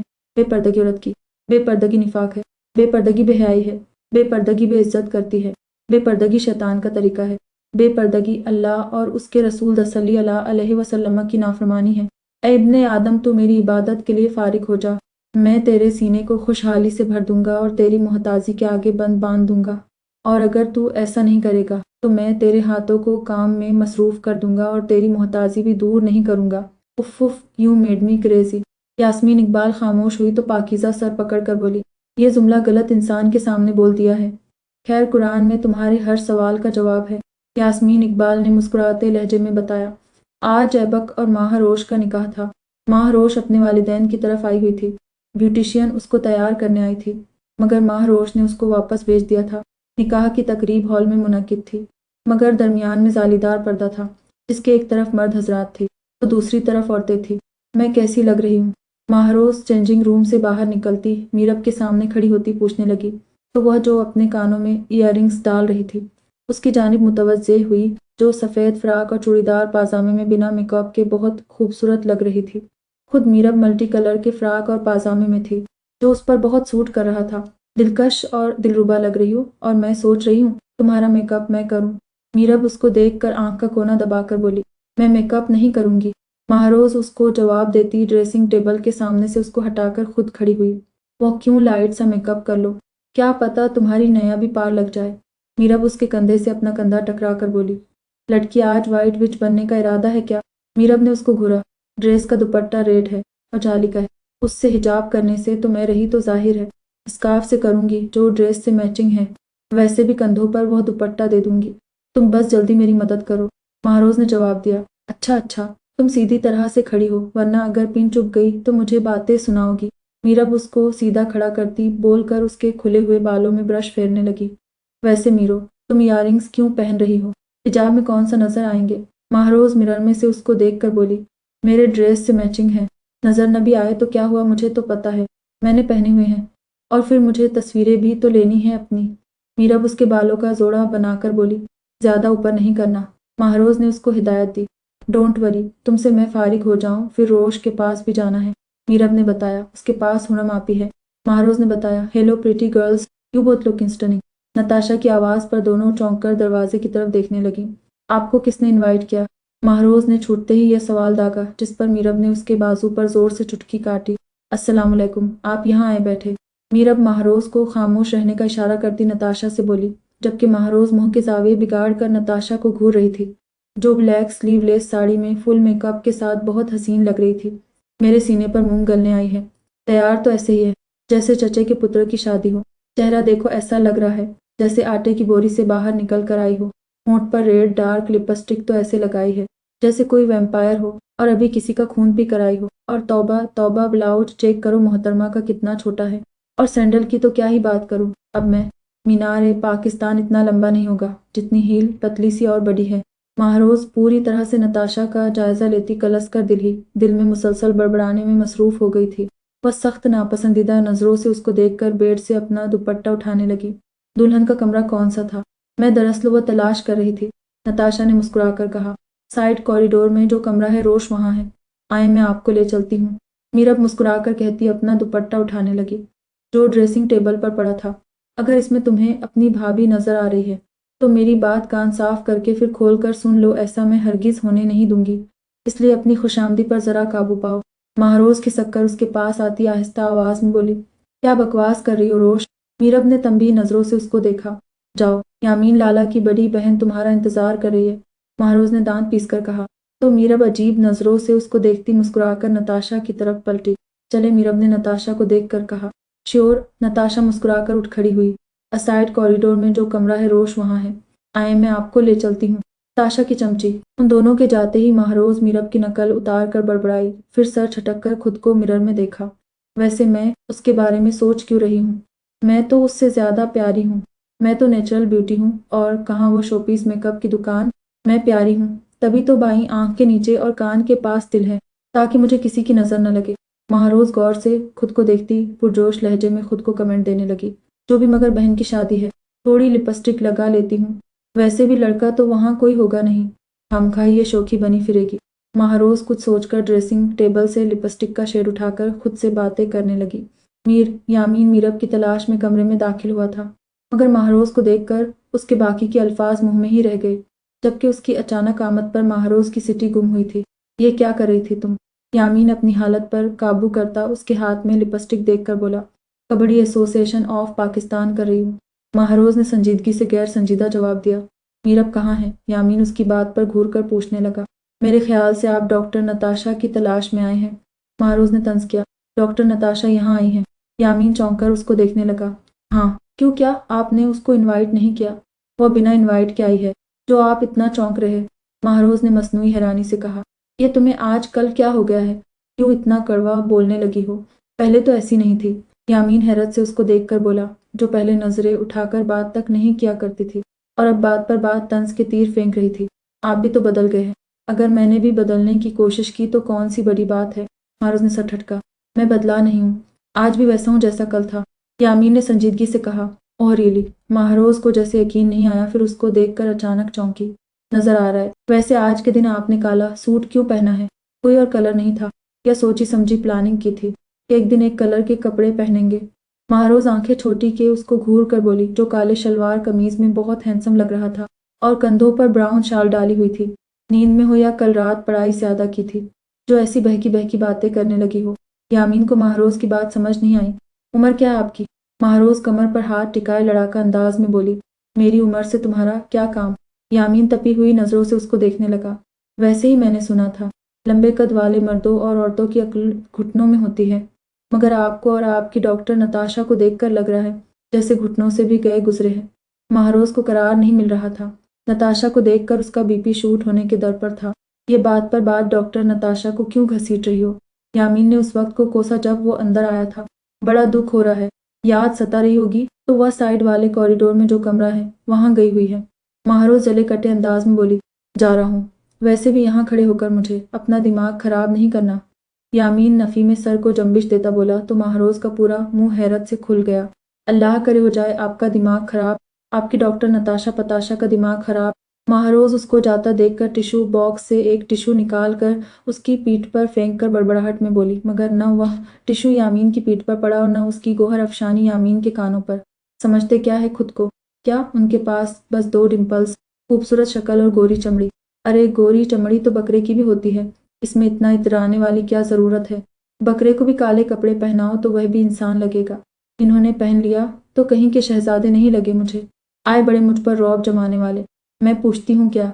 मैं इसलिए दुनिया में आई हूँ ताकि द ग्रेट डॉक्टर यामीन मुझे बातें सुनाए। महरोज़ कमरे में यहाँ से वहाँ चक्कर लगाती अपने दिल की भड़ास निकालने लगी। सुनो, यामीन ने मीरब को देखा, उसको आवाज़ दी। जी लाला। मीरब उसकी तरफ मुतवज्जे हुई। क्या तुम्हारी माँ से लड़ाई हुई है? यामीन ने पूछा। लड़ाई नहीं तो आपसे किसने कह दिया ये? मीरब नासमझी से उसको देख कर बोली। अच्छा फिर मामी जान ने माँ को डांटा है? यामीन कुछ सोचकर बोला। नहीं, वह क्यों डांटेंगी उसको? बात क्या है जो आप ऐसा बोल रहे हैं? मीरब ने जानना चाहा। पता नहीं कड़वे नीम के पत्ते चबाए जा रही है। बहुत रूड रवैया था उसका। यामीन के लहजे में फिक्रमंदी थी। उसको रहने दे आप, दिमाग खराब हो गया है उसका।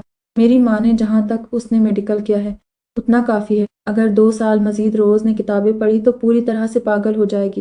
मीरब सर झटक कर बोली। क्यों, क्या हुआ है? होना क्या है? मॉम के इनविटेशन पर नताशा आई, जो बात उसको नागवार लगी। तभी लाल पीली खूनी जंगली बिल्ली बनी हुई है, मुझे बोल रही है। मैं नताशा को अपनी भाभी की नज़र से देख रही हूँ। मीरब ने उसको महरोज़ का कारनामा बताया। वहाटी यामीन की चीख निकल गई कि बड़ा रूड रवैया था उसका नताशा से भी। मीरब ने बताया, ए लड़के, तुम यहाँ लड़कियों के दरमियान क्या कर रहे हो? वो आपस में खड़े थे जब एक औरत की आवाज़ पर यामीन ने चौंक कर गर्दन मोड़कर उसको देखा। जैशा की ननद थी जिसका नाम दिलशाद था। लड़कियां कहाँ हैं? लाला तो मेरे साथ खड़े हैं। मीरब ने बताना ज़रूरी समझा। यह लंबी ज़बान ज़रा काबू में करो, लड़कियों को ज़ेब नहीं देती। उसने मीरब को घूर कर कहा। यकीनन फिर आपकी जवानी में लोगों ने ऐसा आपको कहा होगा और आपने एक कान से सुनकर दूसरे कान से निकाल दिया होगा। मीरब उसकी बात के जवाब में बोली तो उसने अपने कानों पर हाथ लगाए। मीरब, यामीन ने तंबीह की। क्या ज़माना आ गया है, क़यामत की निशानी है। भाई और लड़की, तुम किस खुशी में इतना बनसंवरी हो? दिलशाद मीरब को बातें सुना रही थी। नज़र महरोज़ पर पड़ी थी तो उसको भी आड़े हाथ लिया। आपका चश्मा कहाँ है? वो पहने ताकि ठीक से दिखाई दे। मैं कहाँ से बनी संवरी हूँ? महरोज़ जो पहले से तपी हुई थी, दिलशाद से सामना होने पर वह सख्त बेजार हुई। लो जी, तुम्हारे भी अब्बर निकल आए हैं। मैं तो बड़ा मासूम समझ रही थी तुम्हें। अच्छा हुआ जो मालूम हो गया, वरना तो अपने पप्पू का रिश्ता तुमसे करवाना चाहती थी। दिलशाद उसको घूर कर बोली तो यामीन ने नागवार नज़रों से उसको देखा। अपने पप्पू को आप कोई पप्पी सी मुँह से गूंगी आंखों से अंधी लड़की तलाश करके दे। शुक्रिया, महरोज़ उसको जवाब देती वहाँ से 9-2-11 हो गई। तौबा तौबा, दिलशाद ने दोबारा अपने कानों को हाथ लगाए। पहले पप्पू को बोलना चलना फिरना सिखाएं, फिर माह को बहू बनाने के नाकाम ख्वाब देखिएगा। यामीन सपाट लहजे में कहता वहाँ से चला गया तो मीरब ने अपनी मुस्कुराहट जब्त की, मगर दिलशाद ने जलती नज़रों से यामीन की चौड़ी पुश्त देखी थी। बात जारी है।